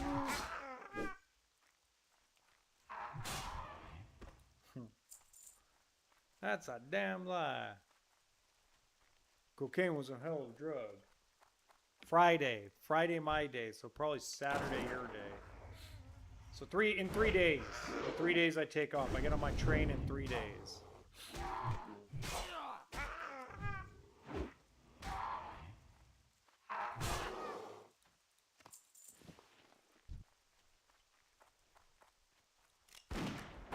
$16-hour train ride.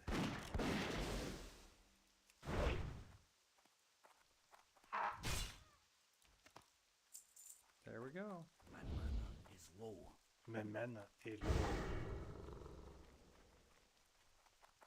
low. Oh, cold-blooded.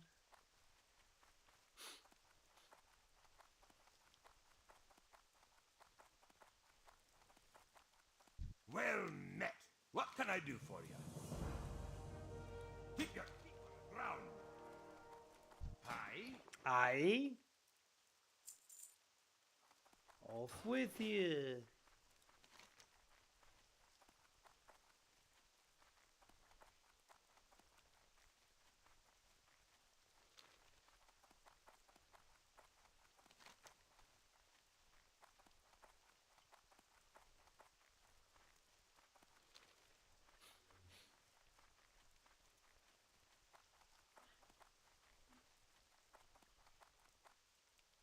Ooh, silver vein?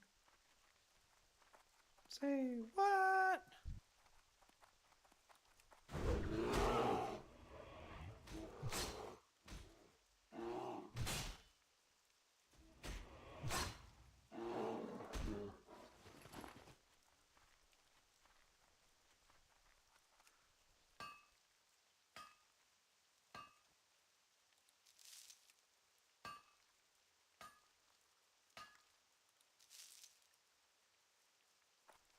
Ooh, look at that. We like silver. We're in Tombstone. I don't know yet. I haven't figured out what I'm going to do with it yet. I haven't really made a decision on all that yet. I got to figure all that out. But I'll have till September 9th to figure it out. So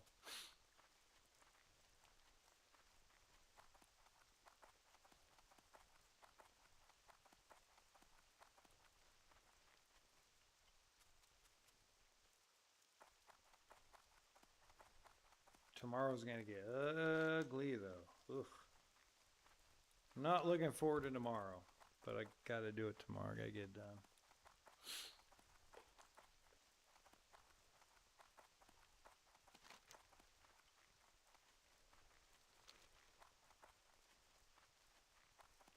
Yeah, I don't know what's going to happen with the RV yet. I haven't figured all that out yet. I got to still kind of figure all that out. Got to sort through it.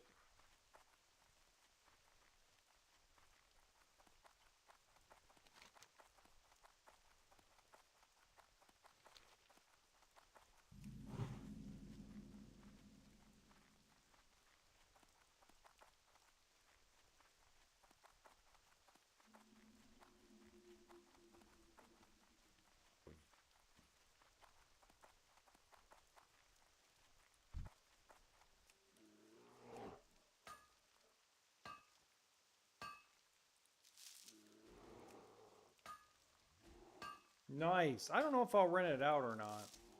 It's really old and really crappy. And long story short, because we've done nothing about the mouse problem in this building, they've started creeping out to my trailer. There's a family of mice that lives in the building that we work in, and they're getting bolder. Today, all 6 of the mice that I know of were out and about today, running around this building. I'm like, if a customer actually did walk in and saw the mice that run around in this freaking building, they'd throw up. We do nothing about it. You know, it's unfortunate, but you know, we stopped having a pest control guy here. The pest control guy was actually keeping it under control, but they can't afford a pest control guy. I've killed a couple of them on my own with my weapon, but unfortunately, that's not enough.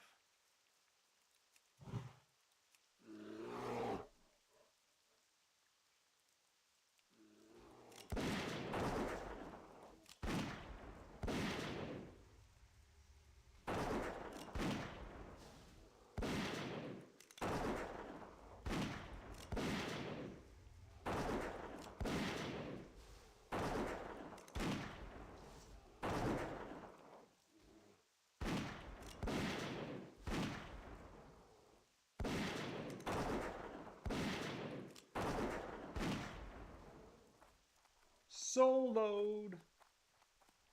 Sooty. You gone. Ooh. Kinda nice.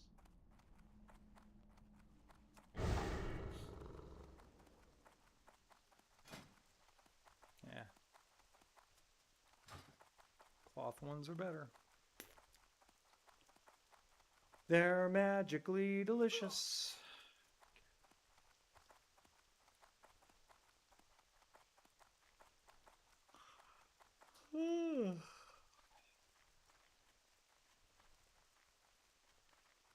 Yep, they're running around again. I can hear them in the walls.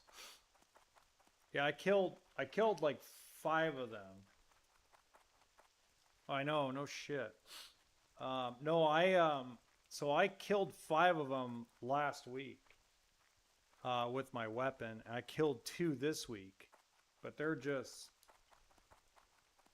overrunning the building and overrun the property at this point. You need an exterminator with poison.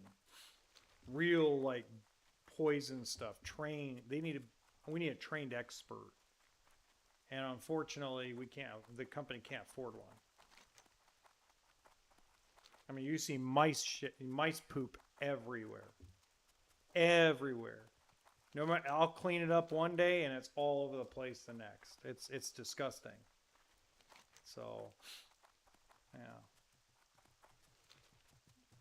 Another reason why I'm leaving this place, unfortunately.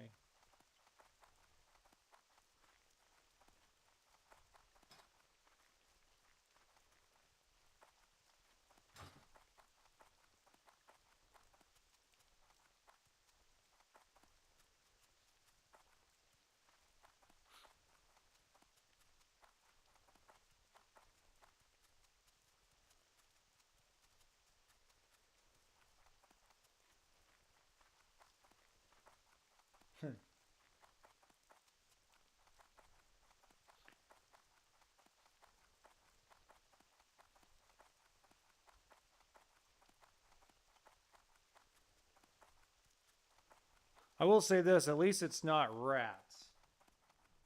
Oh, my cat, my cat can't, the cat I have, man, can't go after those mice. Here there. His hips are so bad. Talk to me. What's on your mind? He's got no chance. You got my attention.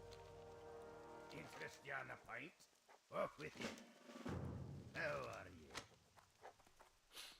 Yeah, he's got no chance. His hips are so bad and he's so old. He's got no shot whatsoever of catching mice. He's a good cat, but he just, yeah. And the cat's staying anyway. The cat's staying here on the property. He's not coming with me. I can't take him with me. I wish I could, but I can't.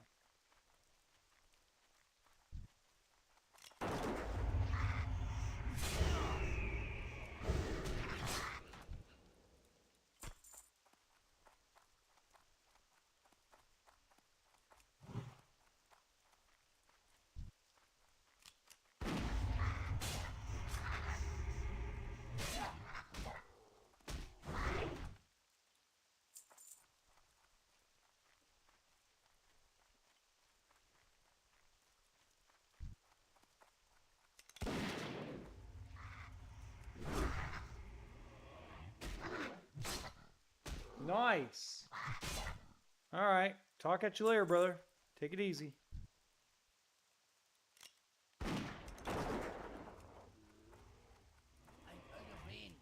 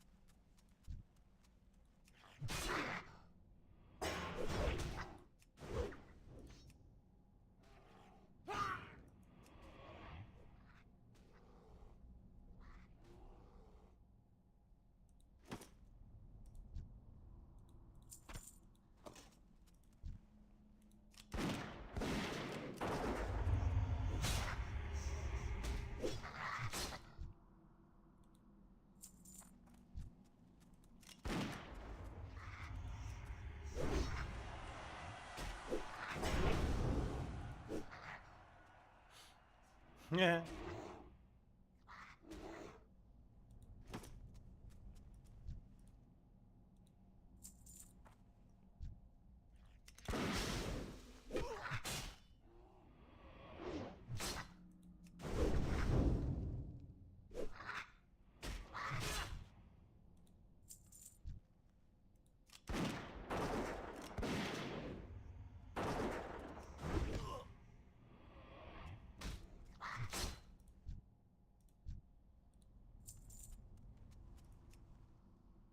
Dude, it's magically delicious.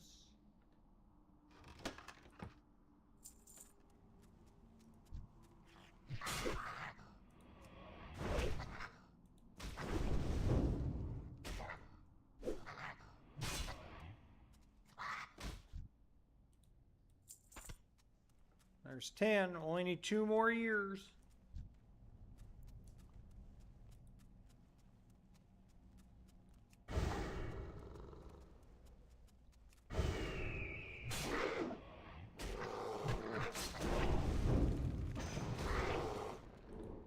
That's where I died last time.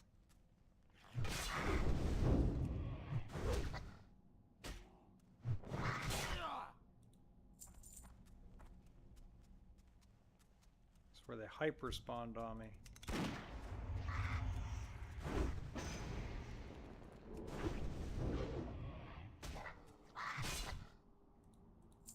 One more.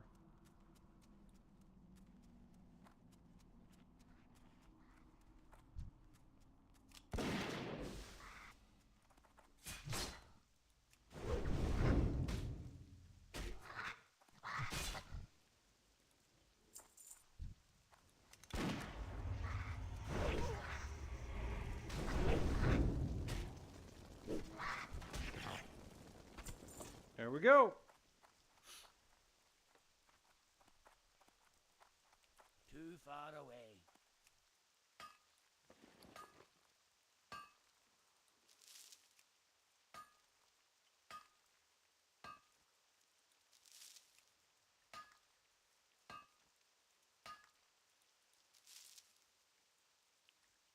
All right. Take care of this quest real quick. This is a pretty easy one. I can empty some bags real quick too.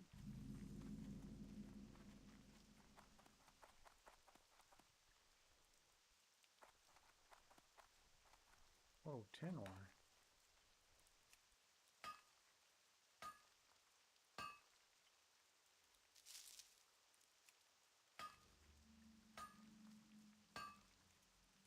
I can't carry anymore.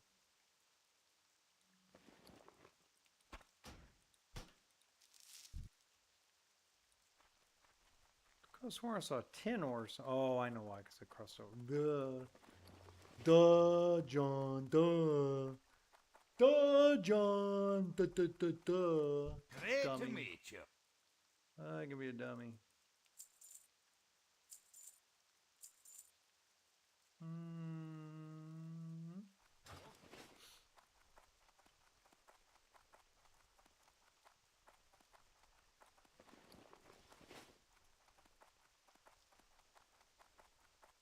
What's on your mind?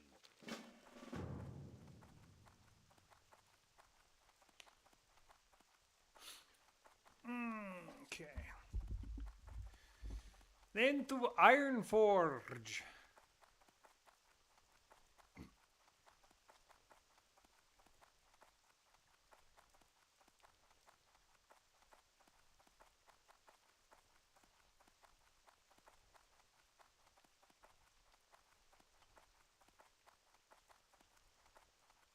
I don't drink anymore. Of course, I don't drink any less either.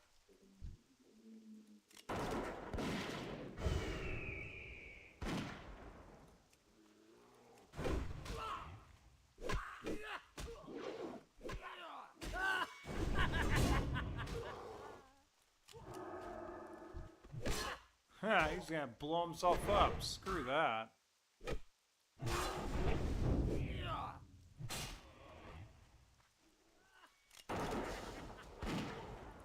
Yeah. as Arnold Schwarzenegger would say in Total Recall, "Screw you!"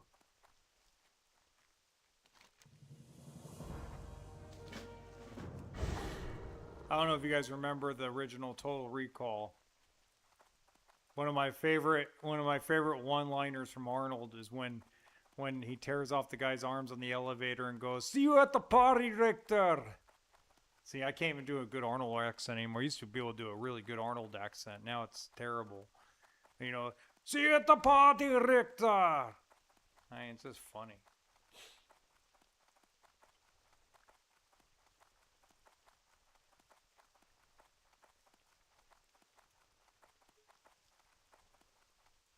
You got my attention. Here there, talk to me.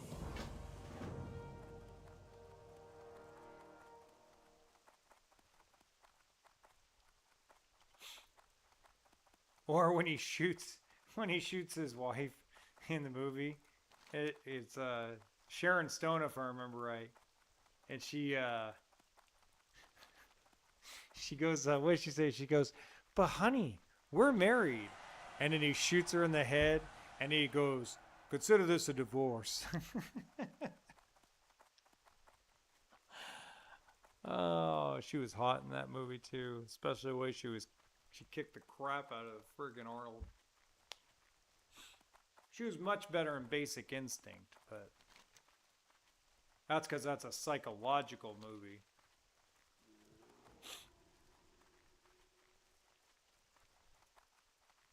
See you at the party, Richter.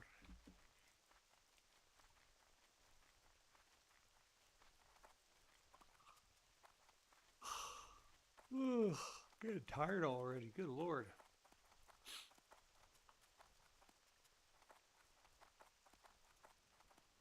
It's funny how everybody's looking for a group when I'm already done with all these quests. Like, where were you like 30 minutes ago? Interested in a pint? You got my attention. I think Iron Chain. What's your gets the bet? most money. Talk to me.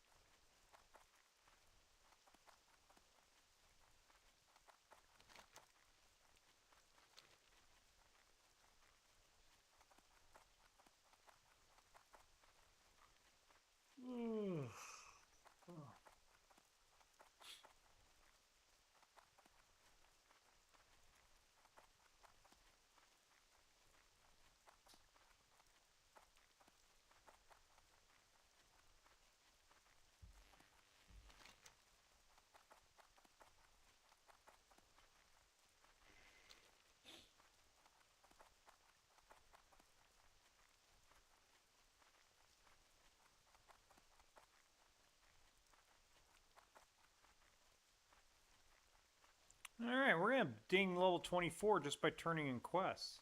More than likely.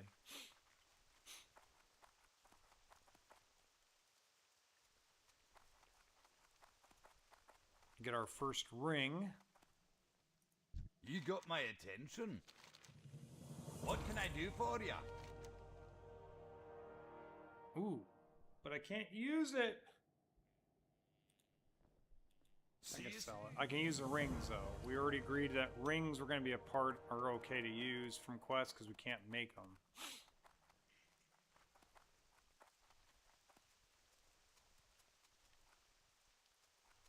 So, let me sell the other shoe. Boots, even Great to though meet you.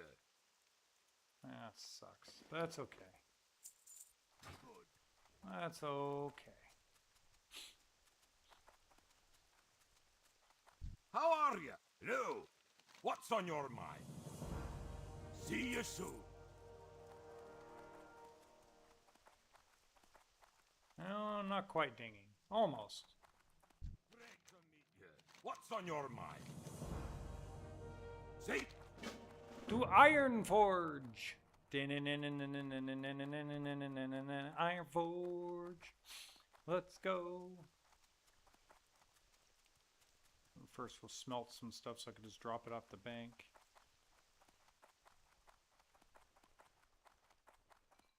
Great to meet you. Hello. See you soon.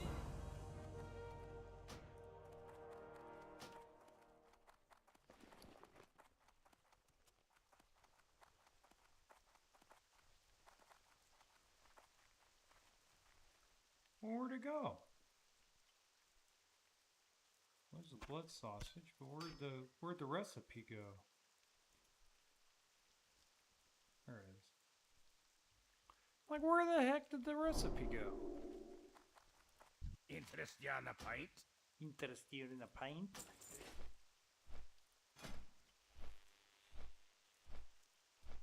New England clam chowder.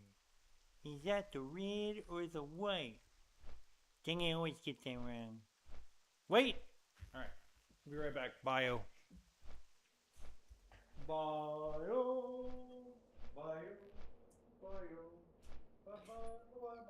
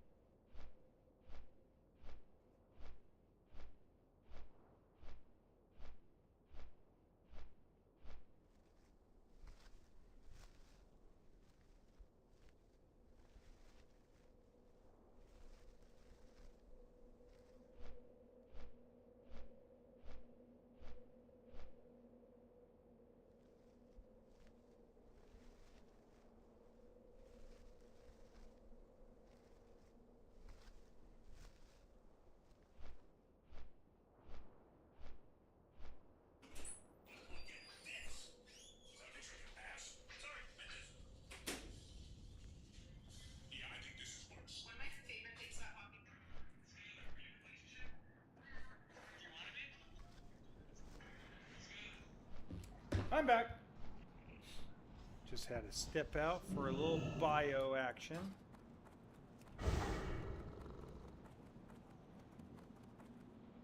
Okay, it looks like we're just about to the point where we're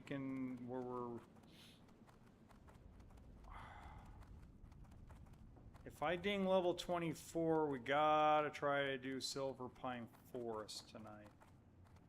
But I'm not gonna do SFK unless I get it early. And this time in SFK, I'm not turning off Growl. How are you? What can I do?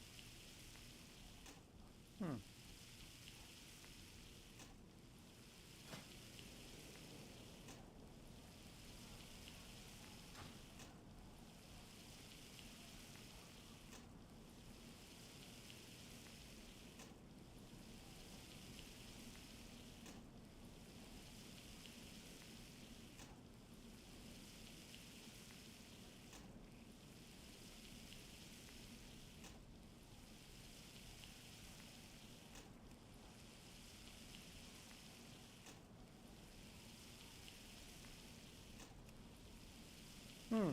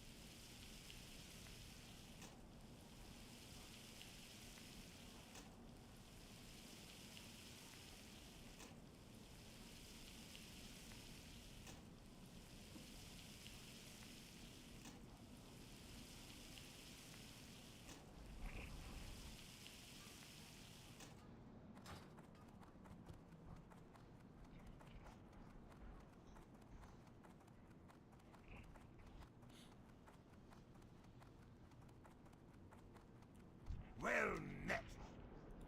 See?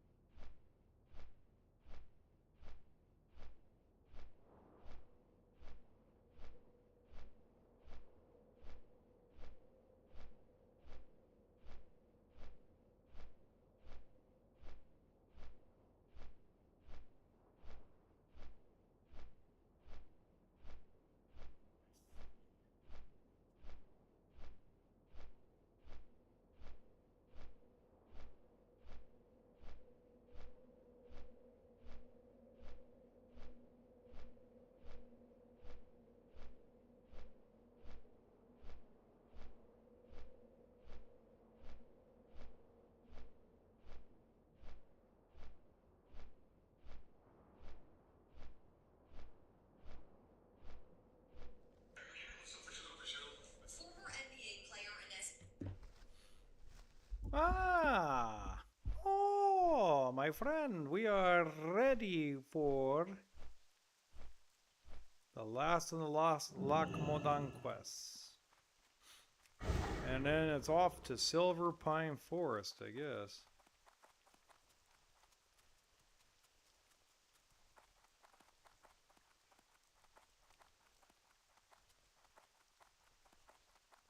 Yeah, boom. Hello. Well met.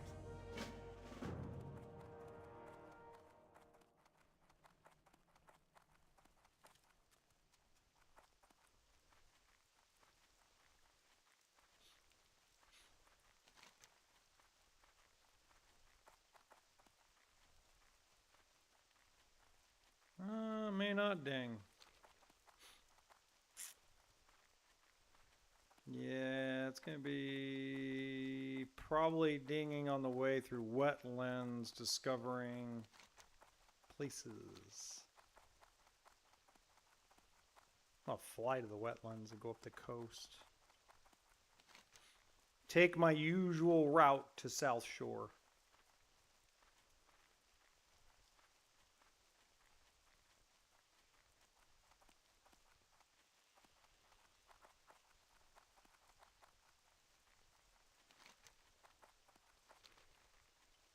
We didn't find any sage fishing places, so that's interesting. We'll have to. I'll have to come back here on a non-stream day and look for some sage fish.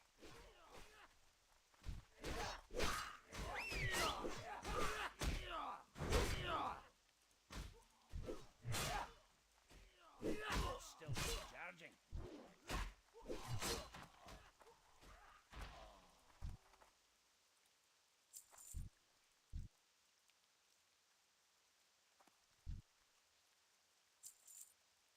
Talk to me.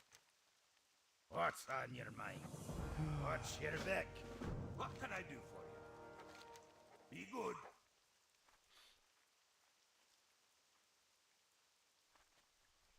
Boy, I'm a dwarf, and my reputation with Ironforge is not that great.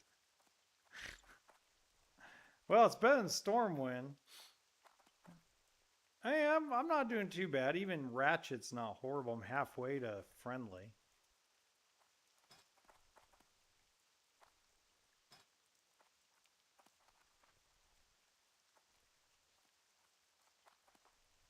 He's my best friend.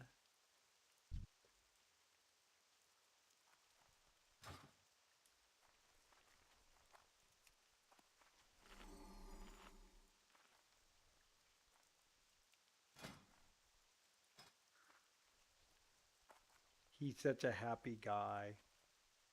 He's a happy bear. Look at him. Look at his stamina. Look at the DPS. Look at the armor. He's a stud little tank.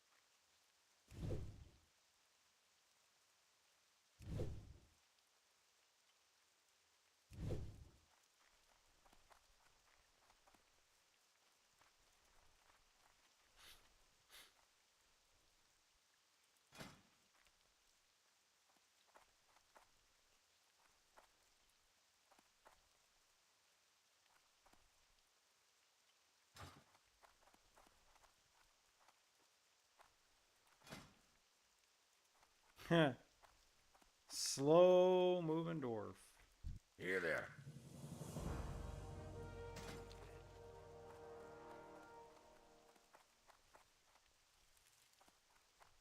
What's on your mind?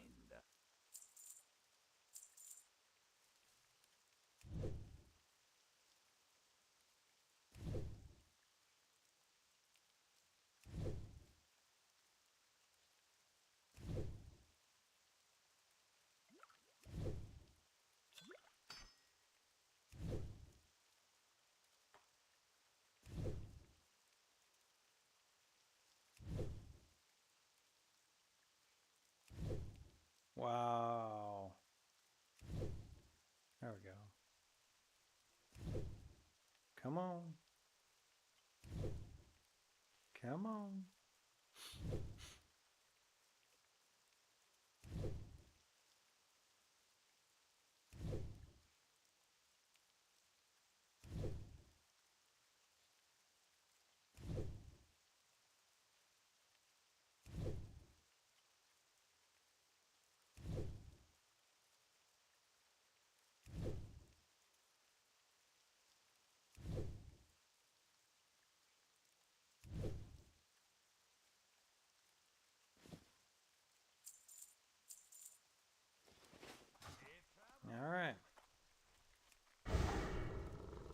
Okay. Man, we're going to just come short of level 24. And we'll head off to Silver Pine Forest.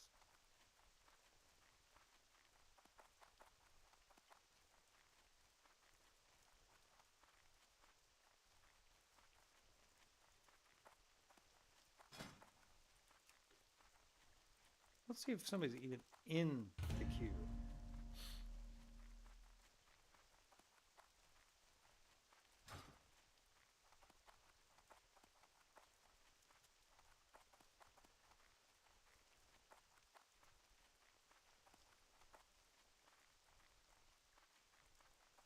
We're going to buy some ammo instead of creating it, I think. We got enough blasting powder. We could make a few. We could do it.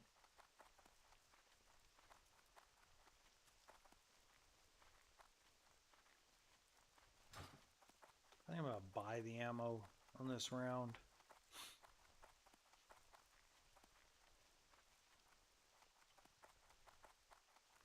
First, right over here. And Great to meet you. Hi, what's on your mind? I'll learn the crocodile steak. And then Well met. count by 1, 2, 3, 4, 5. Now we're going to use this pouch. Good day to you. What can I do for you? Yeah, just coming up short. Hello. What brings you here? I am listening.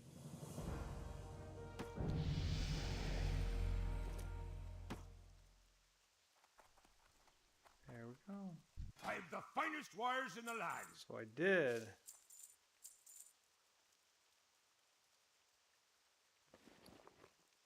Oh.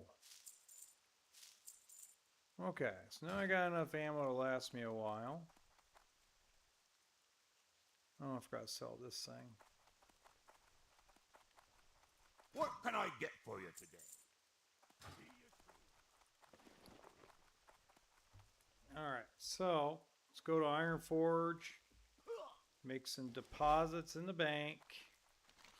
We're level 24. We're ready. We got 9 target dummies, got a few bombs. I think we're just about ready for this.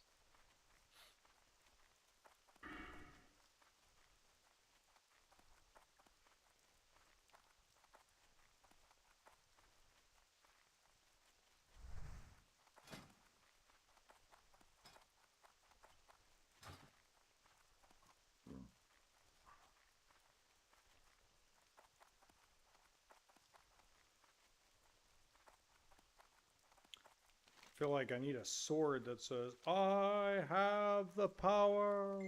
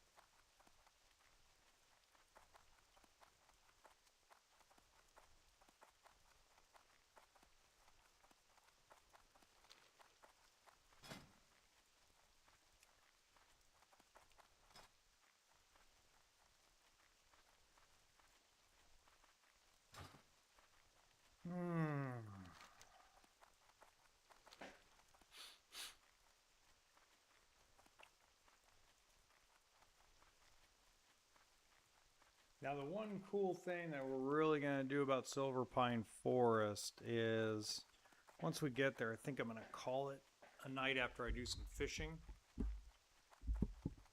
Because it is night. And then probably going to pack my stuff up just in case I get thrown out of here.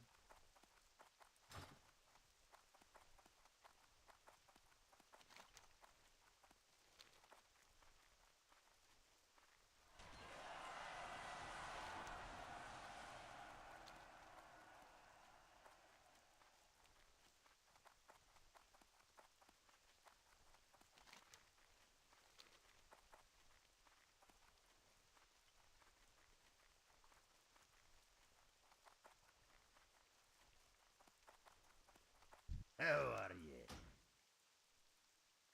Oh.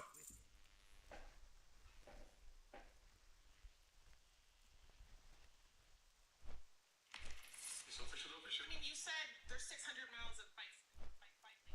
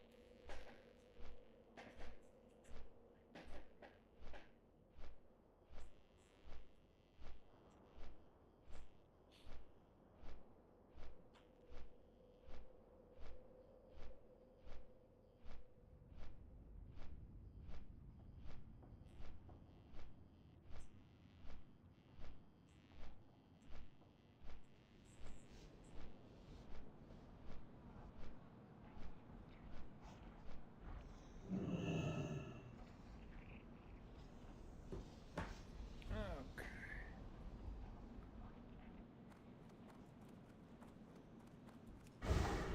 Whoopsie. Whoopsie daisy. The microphone took a dump down the wrong way.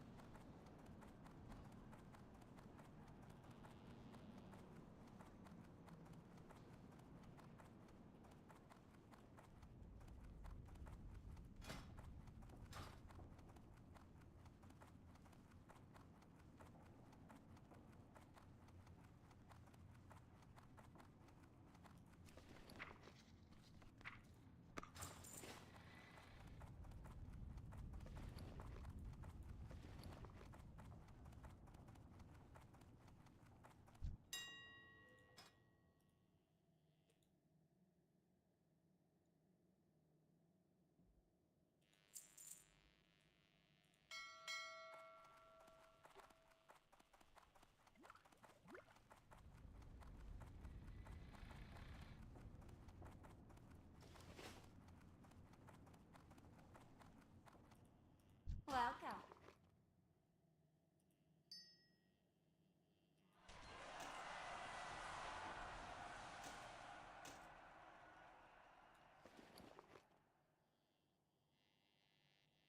Hmm.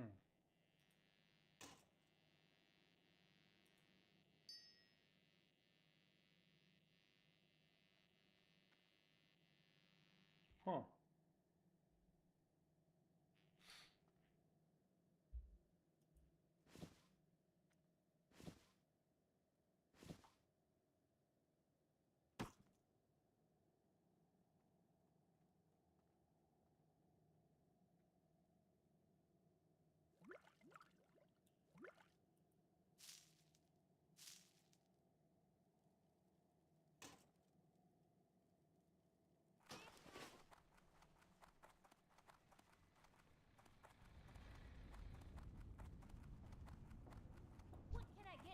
today.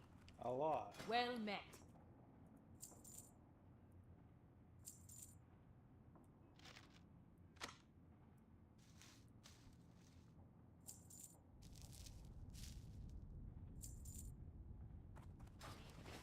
Okie dokie.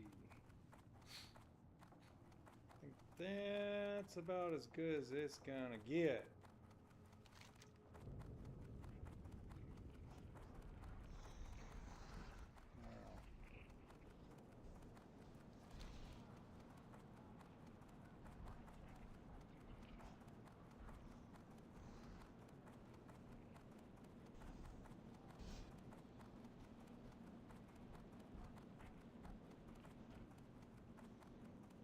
Great to meet you.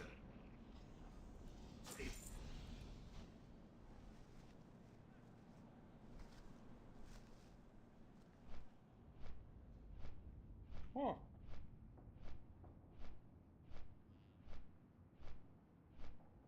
Very interesting. So let's see where we got our skills up to. Secondary skills, so cooking 132, first aid 113, fishing 97,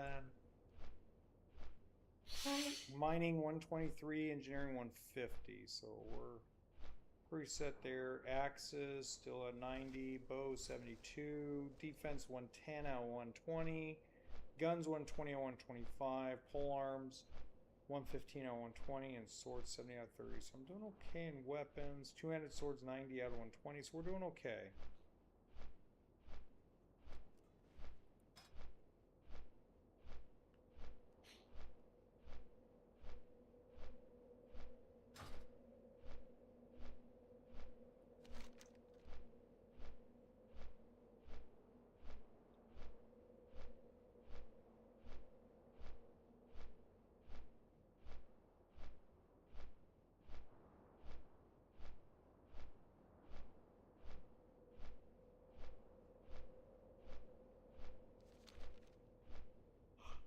So we'll do Silver Pie Forest, then Dark Shore, then Ashenvale. So we're going to do Ashenvale right after Dark Shore. Or Dark Shore, we're going to do Ashenvale right after Dark Shore.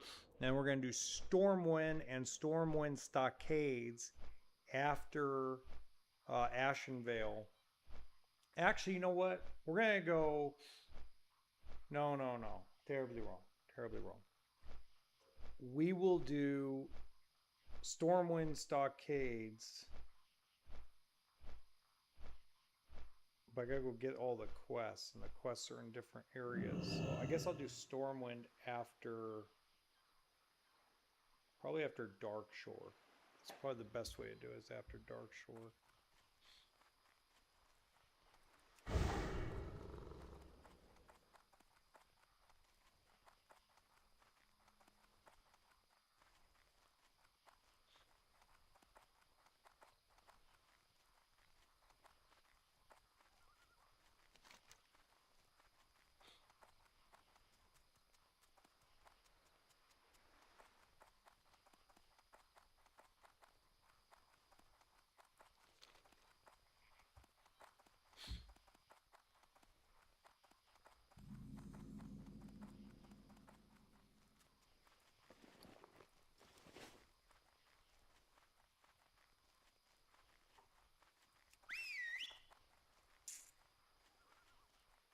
He's my best friend. See? Loyal levels number 6. Best friend.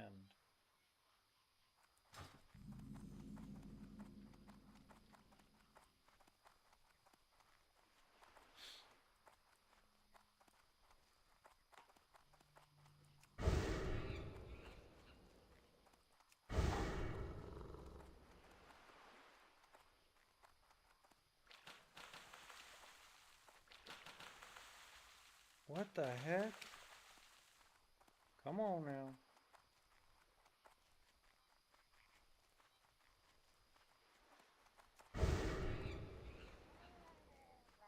Oh, this guy actually wanted it.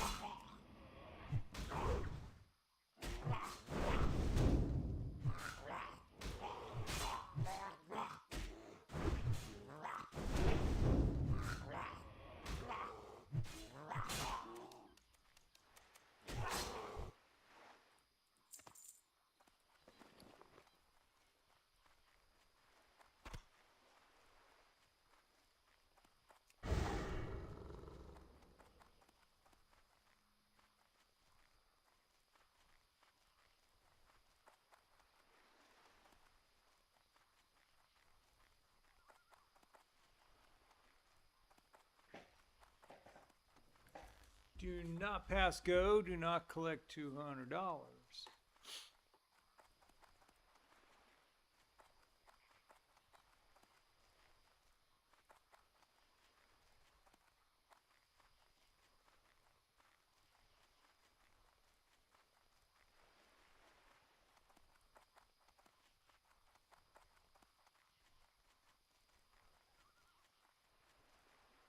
Oh, and of course we're not going to get free parking out of this. Even though we deserve free parking out of this. Oh boy. Split them. Wow. Oh boy. Can I outrun him? He's trying. He's trying to catch up. He couldn't catch up.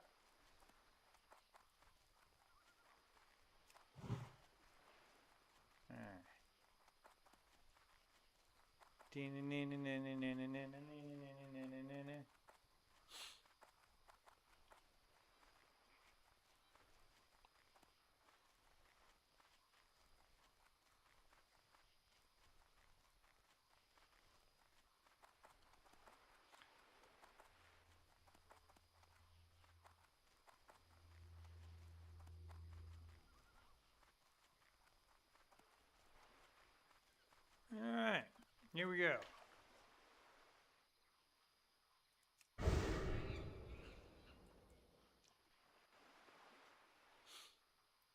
We are off to Silver Pine Forest with a stop for the South Shore flight path.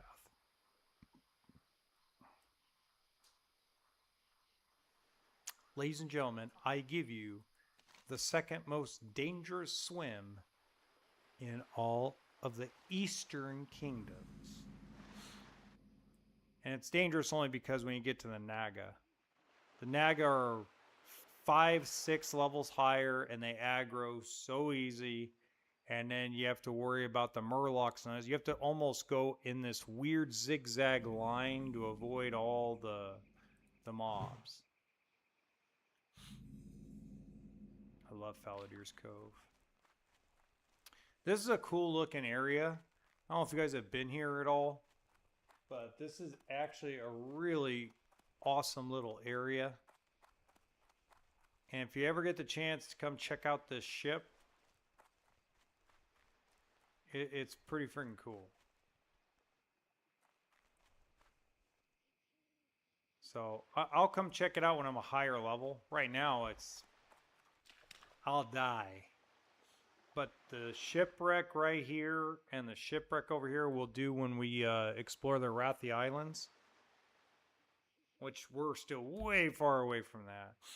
We still have, before we even get to Wrathy, we got the wetlands. Well, first we have Silver Pine Forest. Then I'll probably do the Tristfell Glades a little bit. Just to get it out of the way since they're both back to back. And then we're going to do the Stone Talon Mountains. Then Mulgore. So we're going to be in some boring areas for a little bit. Because there's not much to do. I mean, obviously Silver Pine Forest has fishing and better fishing and gathering than a lot of other places in the Eastern Kingdom. Especially fishing wise.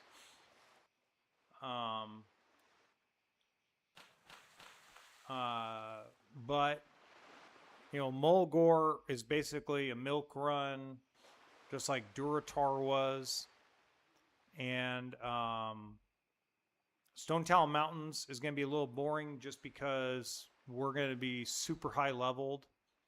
And then after that, I'm going to do Dark Shore. And then Stockades, Stormwind. And then we'll go from there.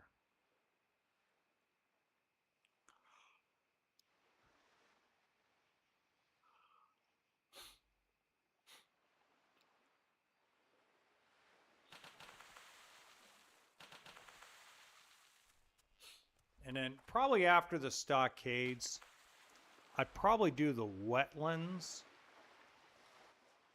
or Ashen Vale. Probably Ashen Vale after Stormwind because we got BFD. And BFD, I really don't want to be over leveled for BFD. So probably BFD because by then I'll have all the quests. Because I'll be in Darkshore, so obviously I'll get all the quests from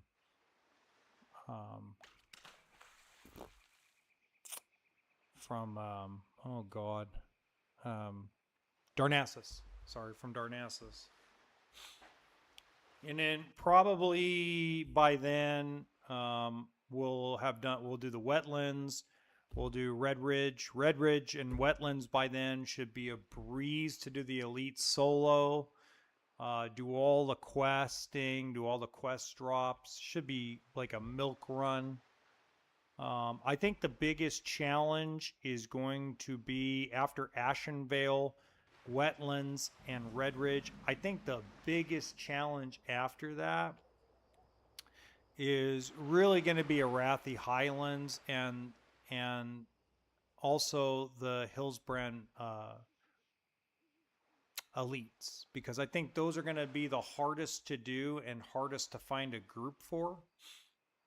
So we're going to have to just kind of my goal in a lot of ways in thinking about this challenge is I'm trying to stay at least 3 steps ahead thinking wise of where we're going to do this, because hardcore, like I got to do Shadowfang Keep at a relatively low level, because most of the stuff that drops that's good for me in Shadowfang Keep is cloth items that I'm going to be fighting for. Like the cloth shoulders are great for Hunter,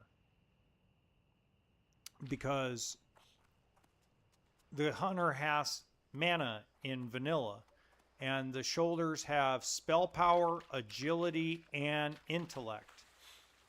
So that's going to be beneficial. And then the ring, the Baron Silverpine ring, is really going to be important if it drops, because then I can combine that basically with the Seal of Rin and have some decent melee power to help when I'm low on ammo, and enough stamina to help kind of boost up, because let's remember I have only 1 blue, and that was the only blue that dropped, and it's already like, I mean, this is the best armor that has dropped in the open world that I've been able to snag. Now what's funny is the black the blue leather chest piece in Dead Mines did drop. Of course, I wasn't filming at the time, but it did drop. And I rolled 98, and the rogue rolled 99. And I about puked, because I'm like, that would have been solving all my problems. Because remember, we're not outside of rings and outside of dropped items in the dungeons or dropped quest items in the world. We are selling everything but bags. So I don't have the Tunic of Westfall. Just so if you haven't been paying attention, usually you get the Tunic of Westfall when you beat the Defias Brotherhood quest line. I don't have it because that's part of the challenge, is to do this. And I think the reason why I did it this way is because it's made me a little more, it's made me more aggressive. I know that sounds weird. Wait, you're getting more aggressive in hardcore being lesser equipped? Yes. I've been more aggressive with the line I'm taking, but I'm also being more careful about running away. So now I've got 11 pots on me, 10 now. I've got bombs that'll stun, and then I've got target dummies.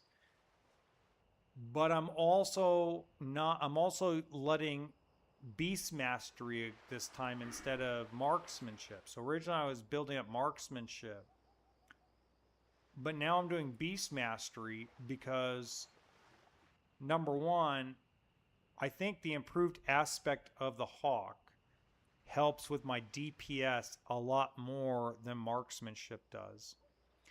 And then having my pet health up by 15%, now I'm going to increase its armor another 20%. And then it's just a matter of where I'm going to go from there.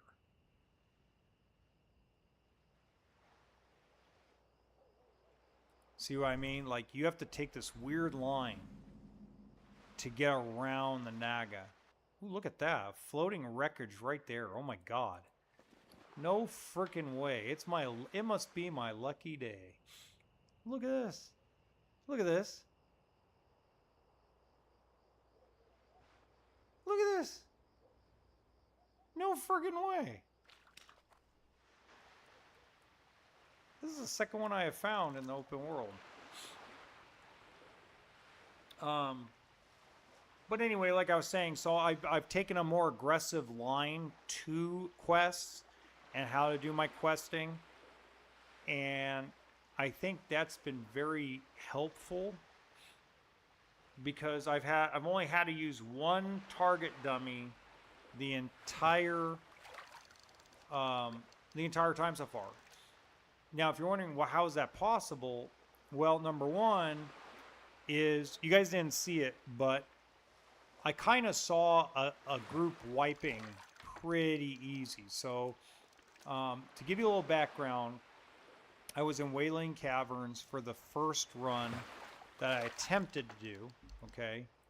And during that first run, something really dumb happened.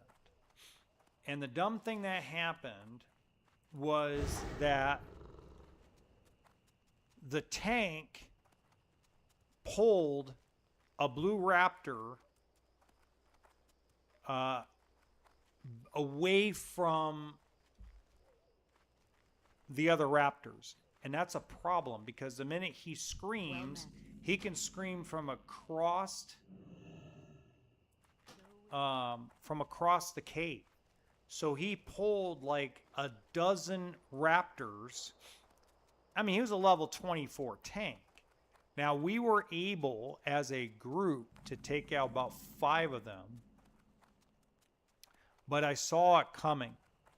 So I sent my bear in, and then I hamstringed or wing clipped one of the other raptors, and I booked it out of the instance and hearthed out. And the whole instance wiped. Everybody wiped, except for me. You know, I'm like, no. I could see it happening. You know, I could just see it from afar. I could see what was going on. And the healer ran out of mana. The tank, once the tank died, you know, the priest tried to bubble everybody the best he could.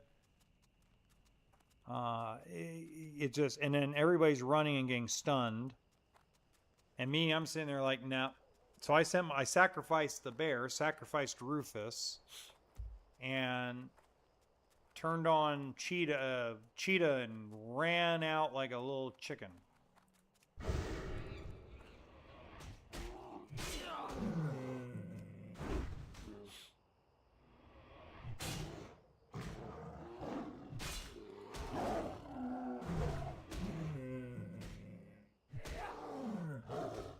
But that wasn't on, I don't know if anybody filmed it, and I don't know if anybody saw it. But so that was attempt number 1. Attempt number 2 was successful. And that's where I got this, and these, and this, and this, and this, and this, and this. And I got this from the Dead Mines. So most of my gear, except for the flying tiger goggles, the gun, and the harpoon, everything came from Wailing Caverns. And I also, of course, got the hide bag, the backpack. Captain Sanders' booty bag came from there. This actually dropped fishing. So just a lot of interesting things that were going on when it came to the dungeon runs. So the dungeon runs have not been smooth. So the first Dead Mines run we attempted failed. The tank got wiped and the healer got wiped. Now somehow in a way the two rogues and I in the thing, sure, we'll do that,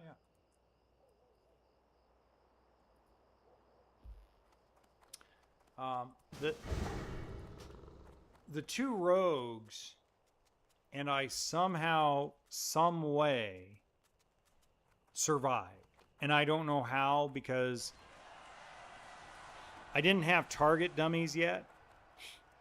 And what happened is those goblin engineers that put down those robots somehow spawned on the tank. Like they just, the tank aggroed them. It was a druid bear.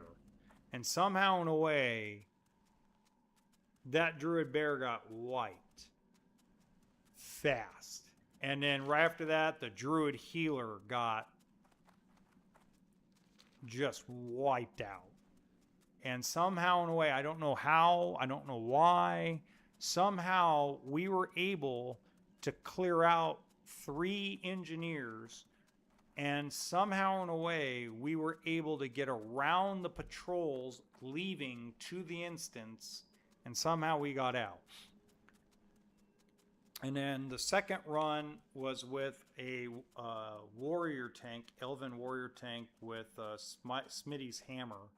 And he just absolutely smoked the instance. Just no issues, no problems. Night and day difference. Just absolutely night and day difference. It was crazy. Going from not sure if we're gonna win to like not even a thought. And then the stupid rogue rolled 99 on the frickin' Defias black leather chest. I was like, you son of a pain in the butt.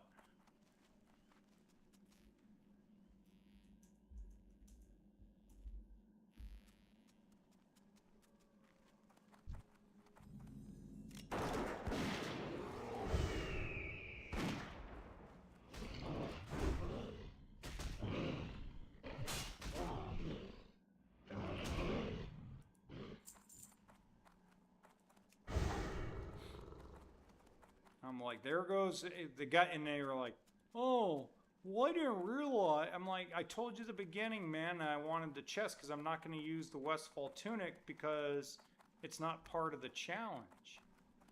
Oh.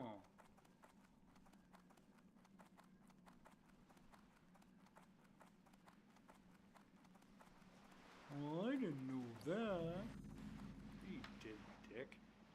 Just wanted it because it's funny because when you get into it, you know, the black leather, the Defias leather belt is freaking awesome, right?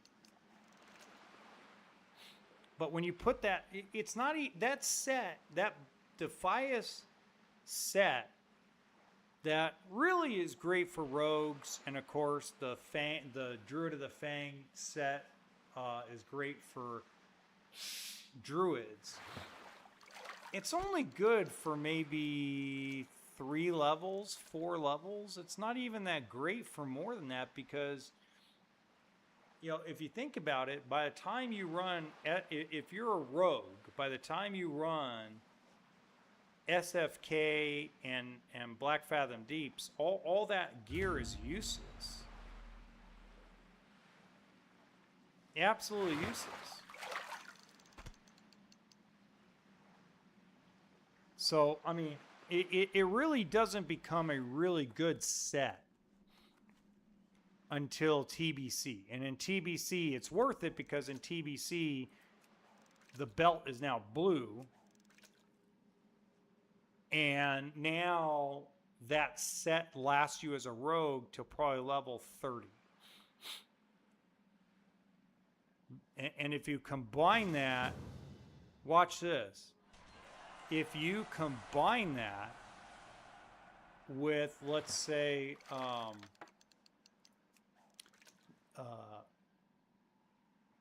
the sword, I forgot what the sword's called, but it gives you plus 12 attack power, and the Thieves' Blade, now you're probably good to level 32, 33 with that set. So it makes sense to go after that set as a rogue, as a hunter, and to try to like capture that set. But in vanilla, it's a waste.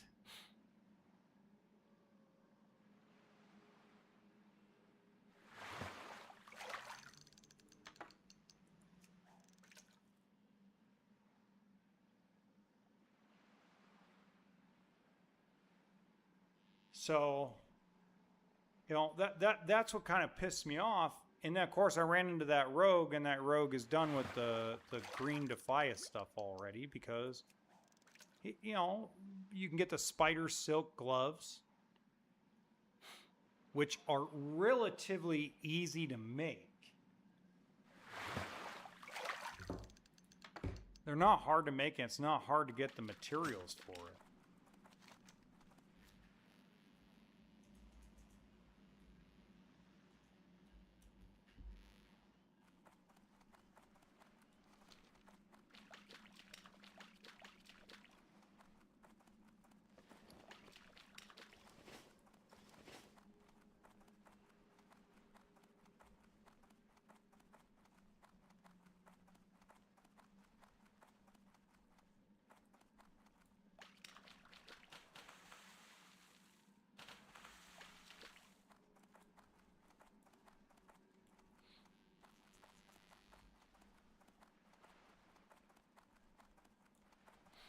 It's just, you know, like if I were playing this normal, not self-found, you know, not, I call it mostly self-found. If I was using the auction house to buy, not just to sell, I would also tell you that my favorite set for a hunter is actually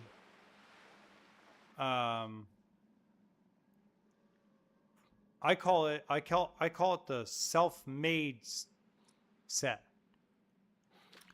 Basically, by the time you're level 40, you have every blue you could possibly craft. And when you craft all the blues together that you can craft by level 40, your damage per second with the gun is stupid good. Freaking ridiculous. In a good way. In an absolutely fabulous way. You are so overpowered that between your mount, your feigned death, all your traps, if you die, it's because you got a little too bold.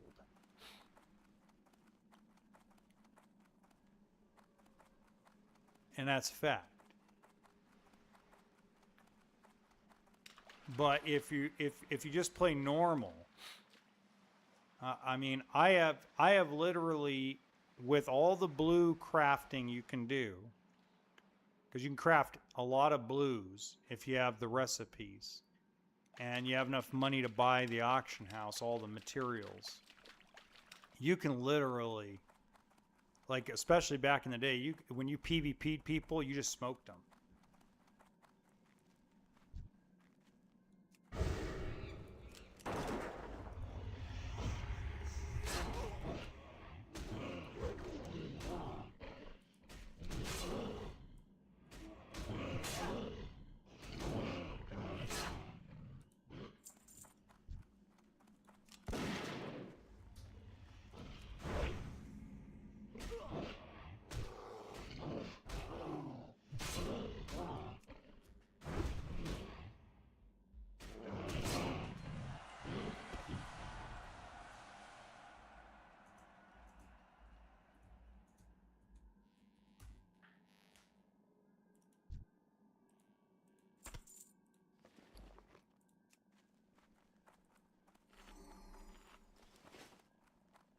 Now, I'm going to tell you guys something. Since there's only 5 people watching.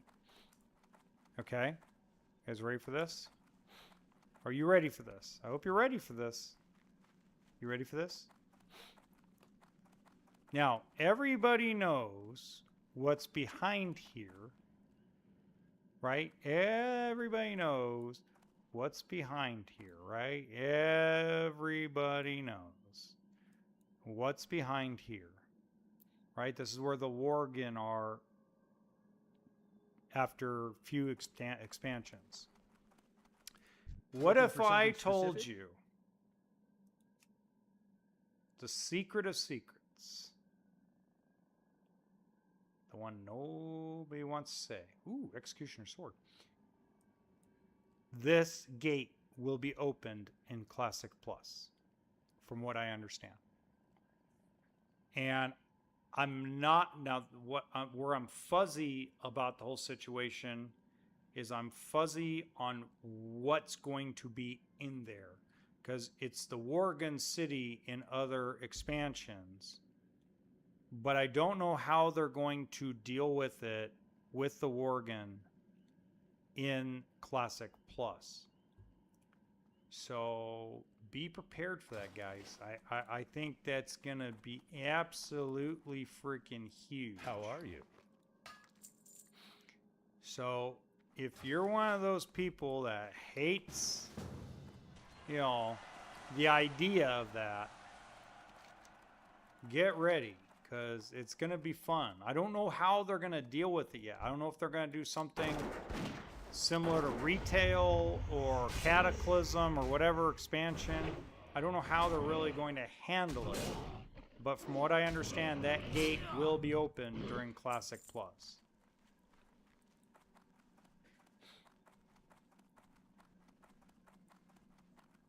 That should be fun and exciting, I think.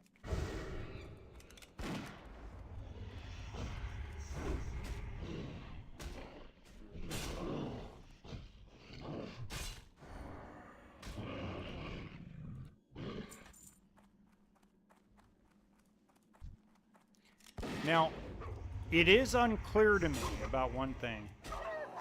Because it was mentioned to me that maybe they'll finish the last Alderman quest. But I highly doubt it. Because I don't think they're going to be able to do it. If they expand on it, probably. If they expand on Classic Plus, maybe we might get that Alderman quest to finally be done. But even though I've been told that they're supposedly going to finish that quest and do it a little differently than what was presented during expansions. Same with the Worgen place. I don't think they are going to do both because I don't think they can. Maybe I'm wrong. Maybe they can. I don't know. I just don't see it happening.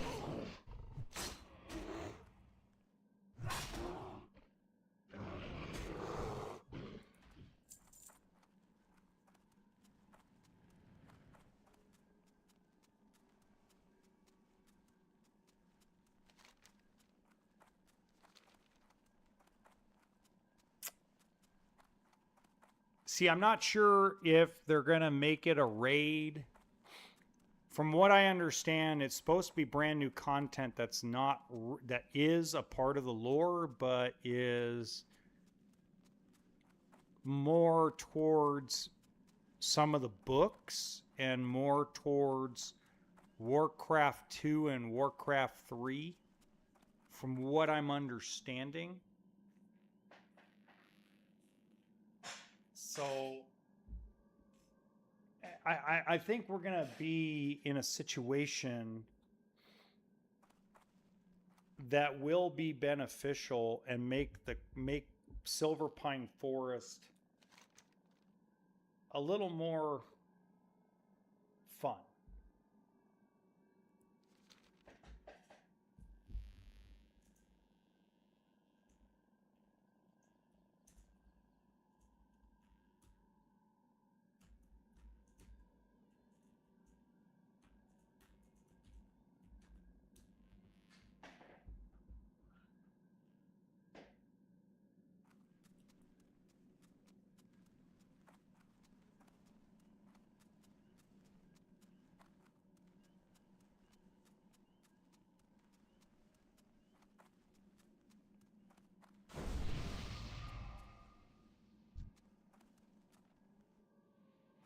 Light locked? What?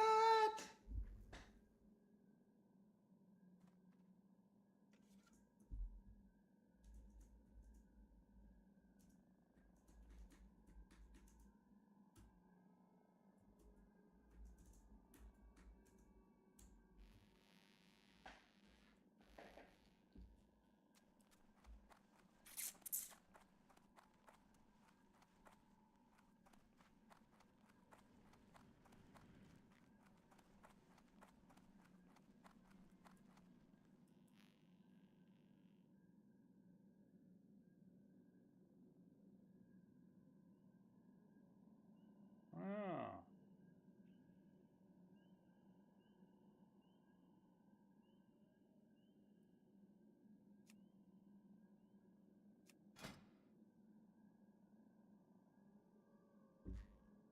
Yeah, no.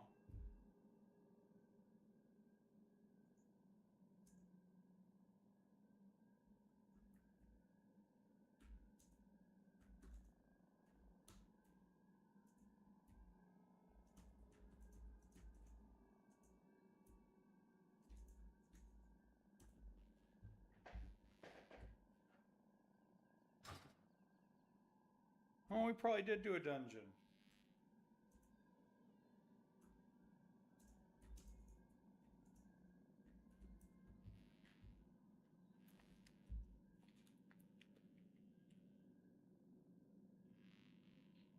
Oh.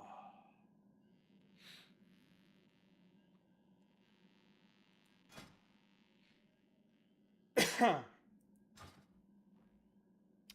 we'll tell him the secret.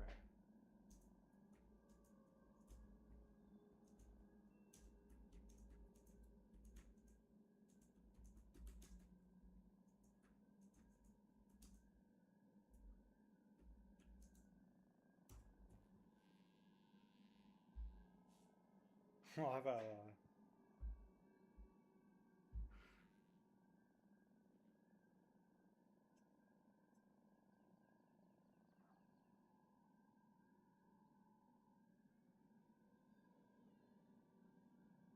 light locked.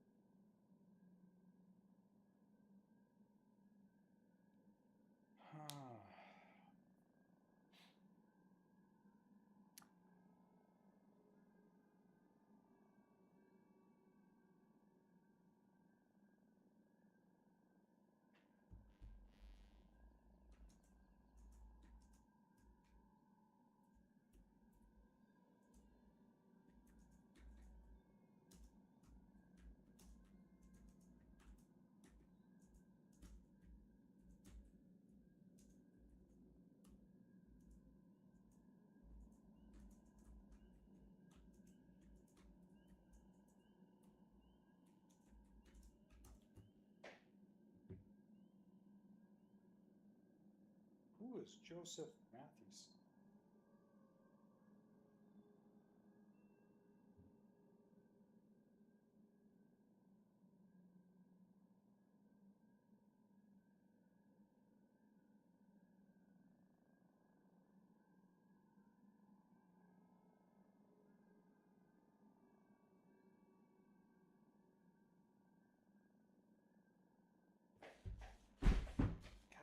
Dang it.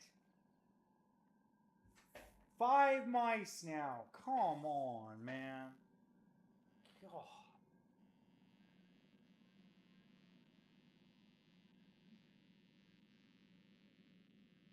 Good Lord.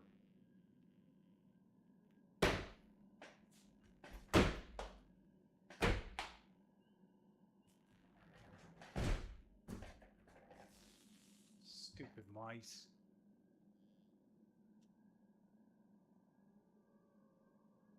Ah.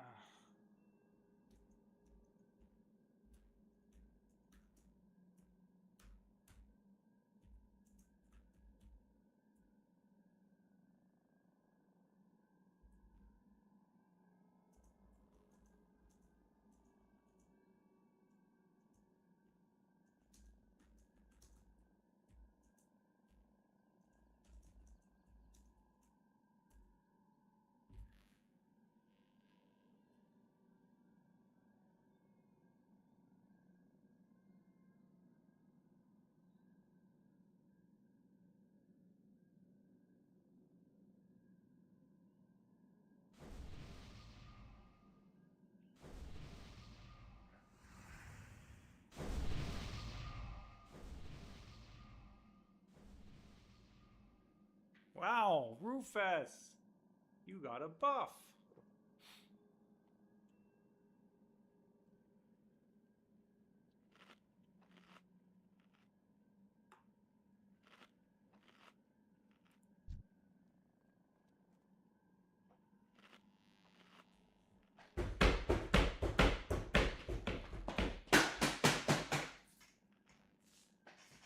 God, 7 mice now.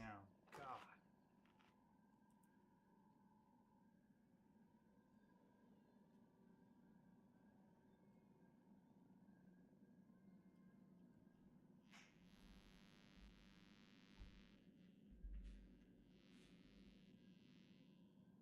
Stupid mice.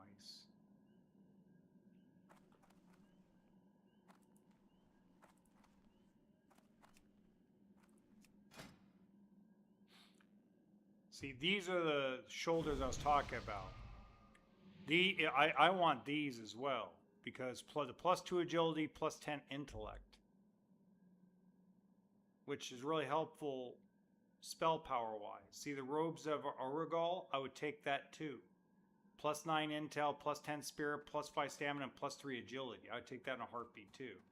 I know people would be pissed if I rolled it, but it's like I need every advantage I can get right now.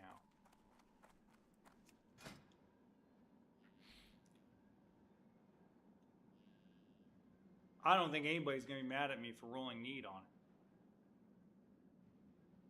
it. If no one else rolls need, I'm going to roll need on it. Because it's going to benefit me overall. So...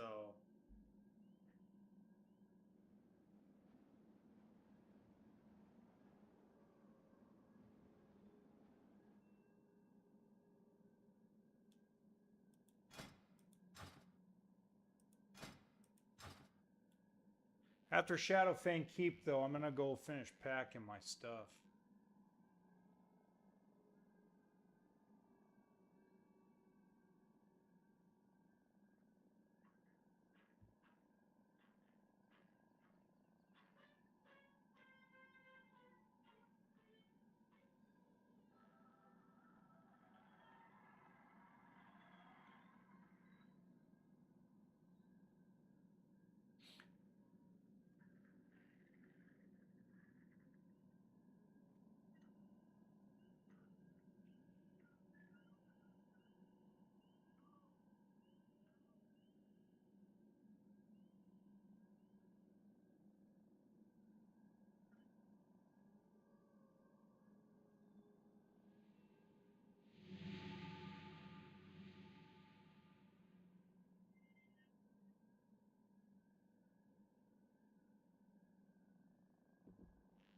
Give Rex money.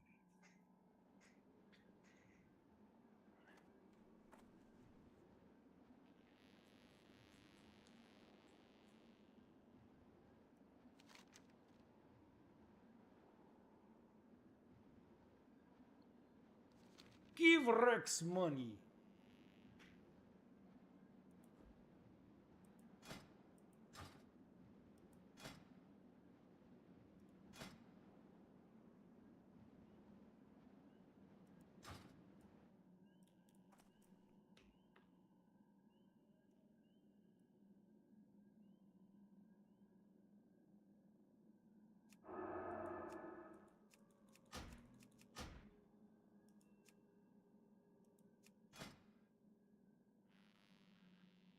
Oh my god, look at all the stuff.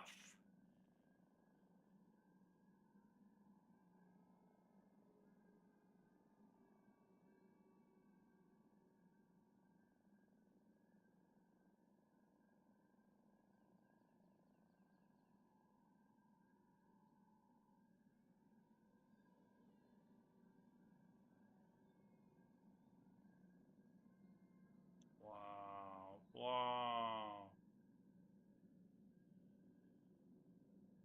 That's insane.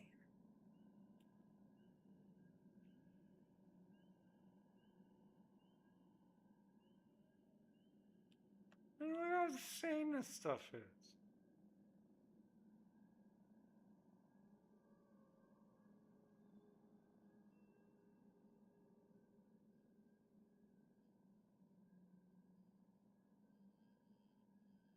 Insanity.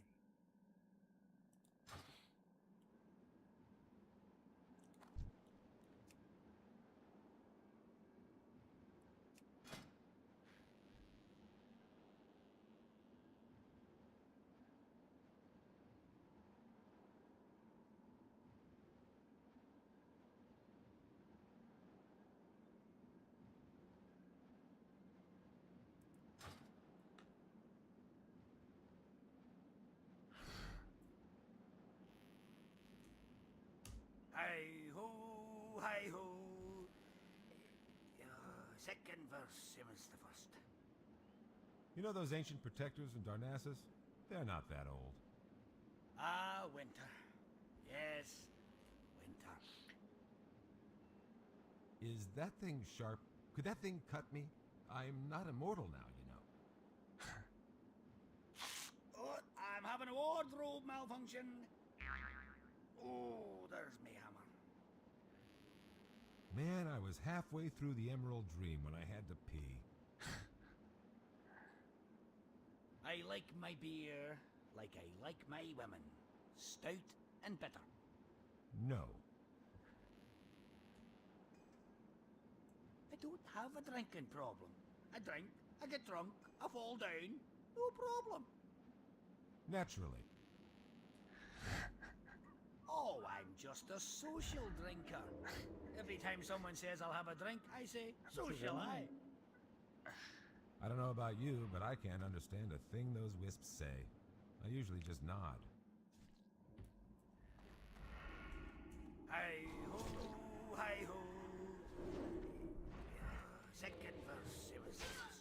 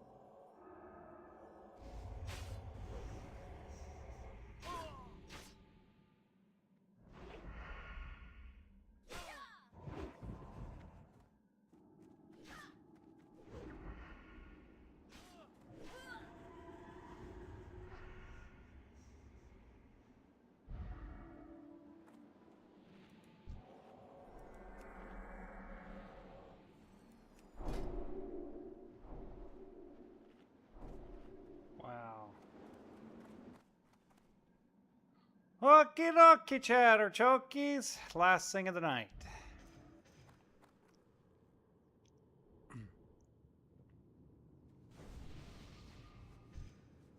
God wills it. Okay. Somebody watched the Crusades a little too much.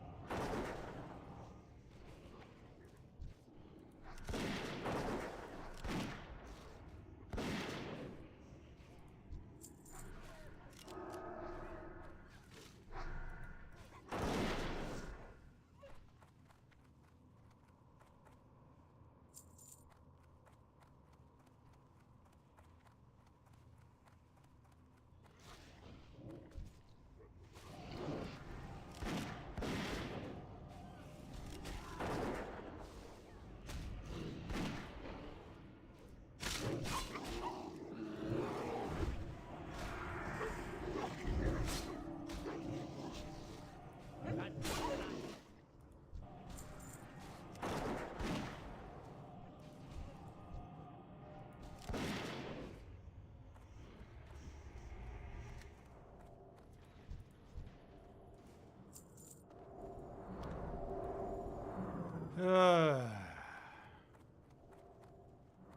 We like decursing.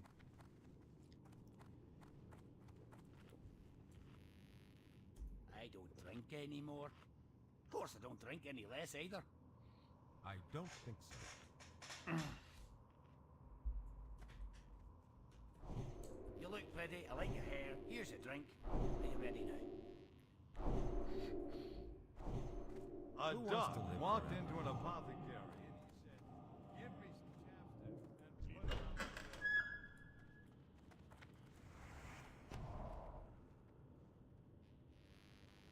All right.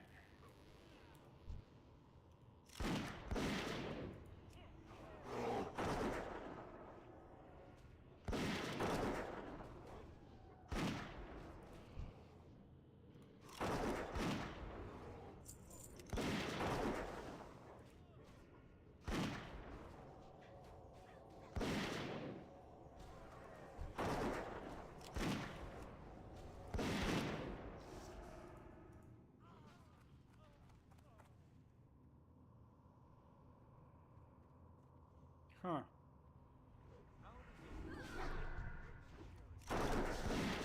This looks red.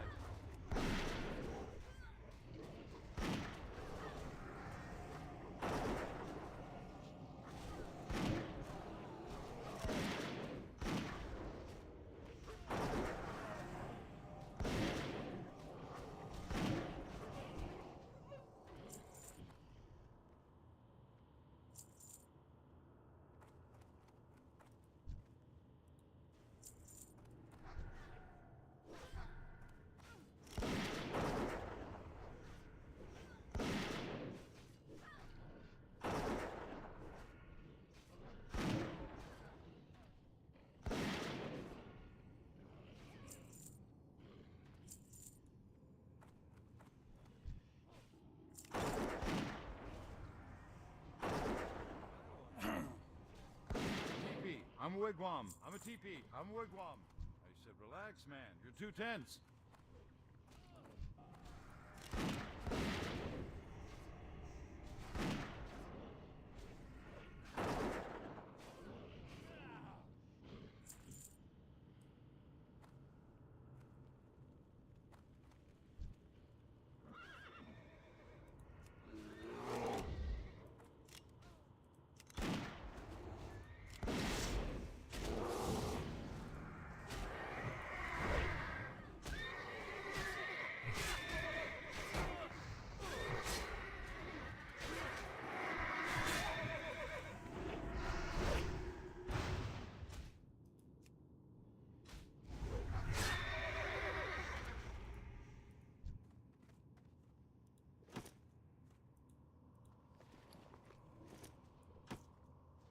Wow. I got the bag. That's my bag, baby. Wow.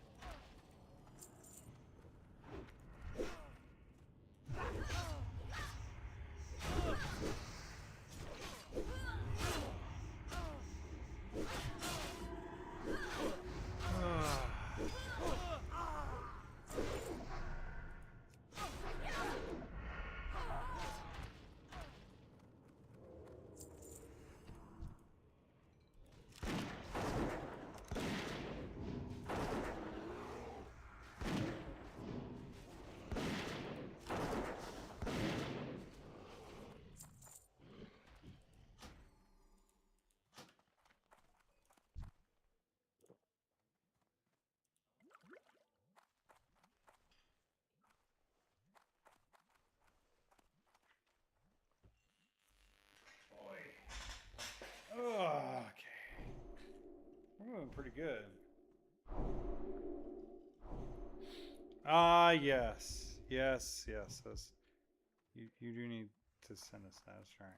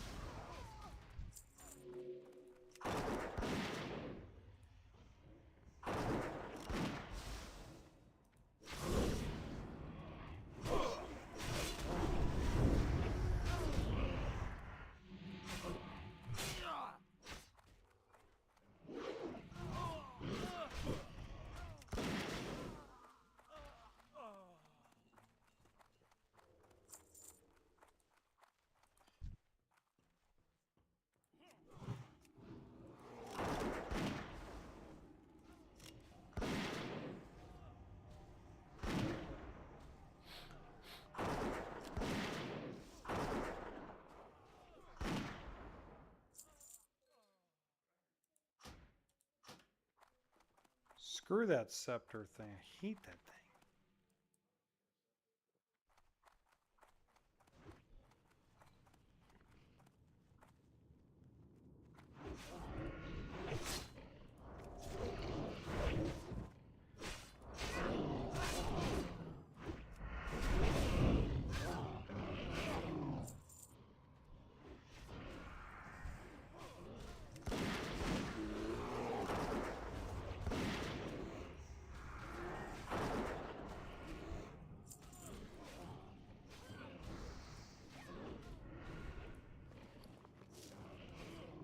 I need to target something first.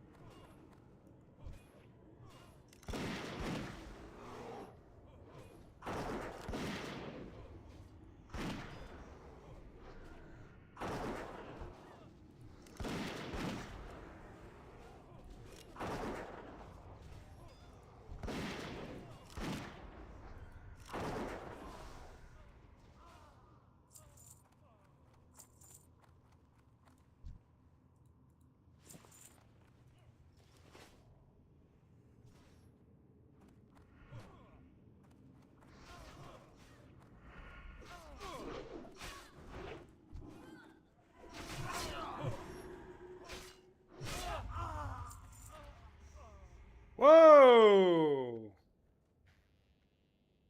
Ooh.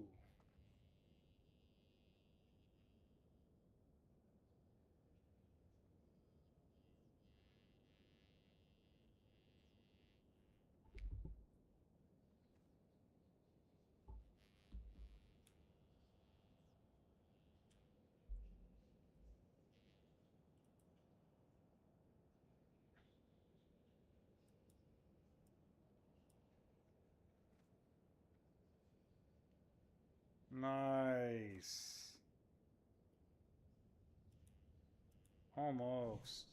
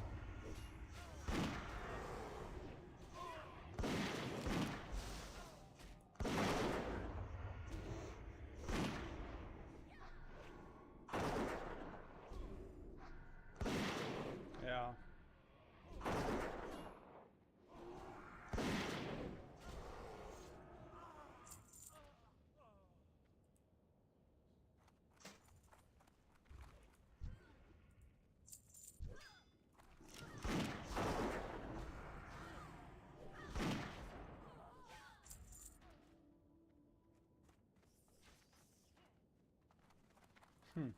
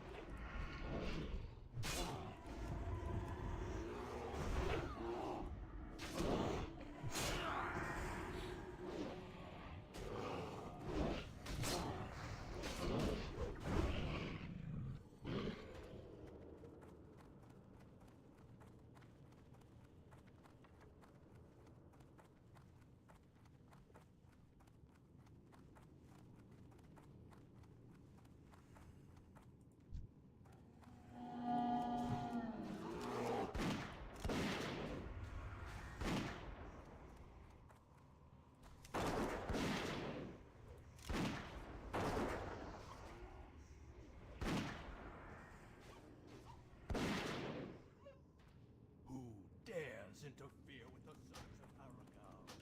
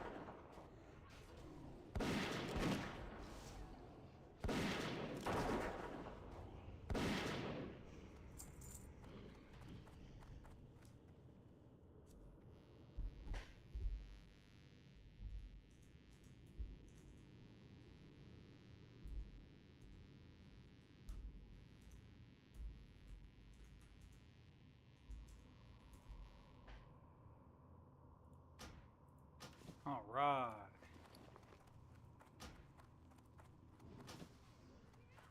Look at that big upgrade. Big, huge upgrade. Compared to where I had, that is a huge, huge upgrade.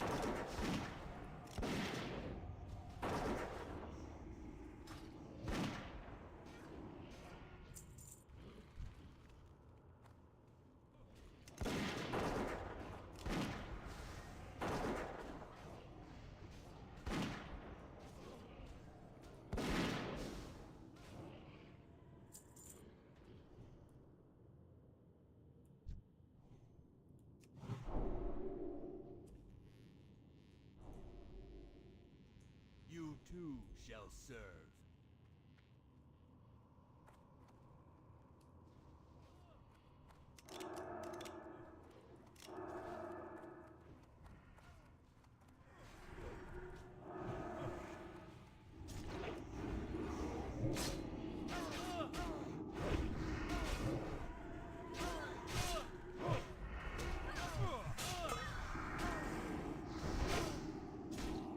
Release your rage.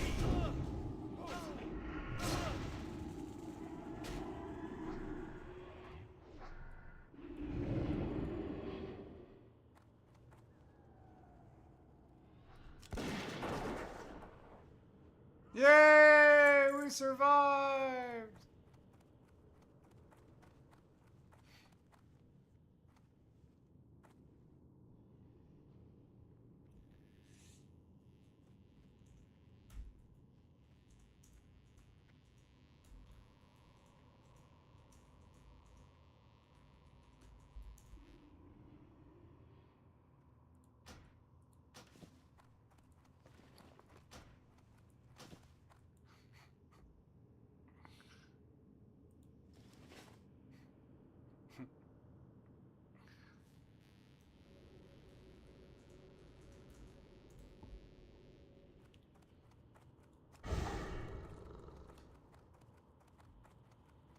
Wow. Look at this. Look at this. I mean, our freaking armor went down, but who cares?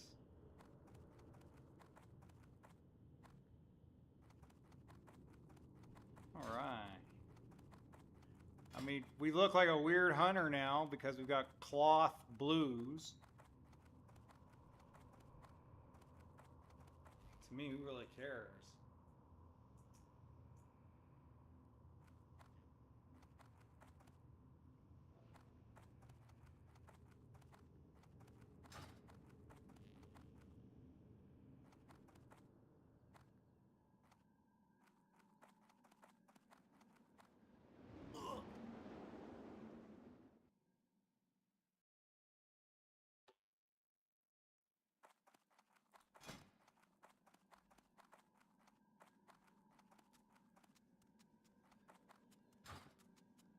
All right.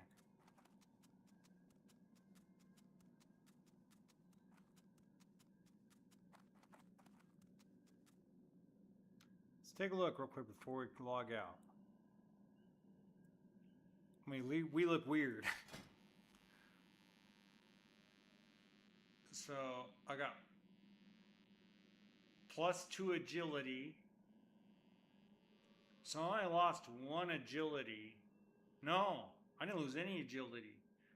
I gained 19 intellect, 13 spirit.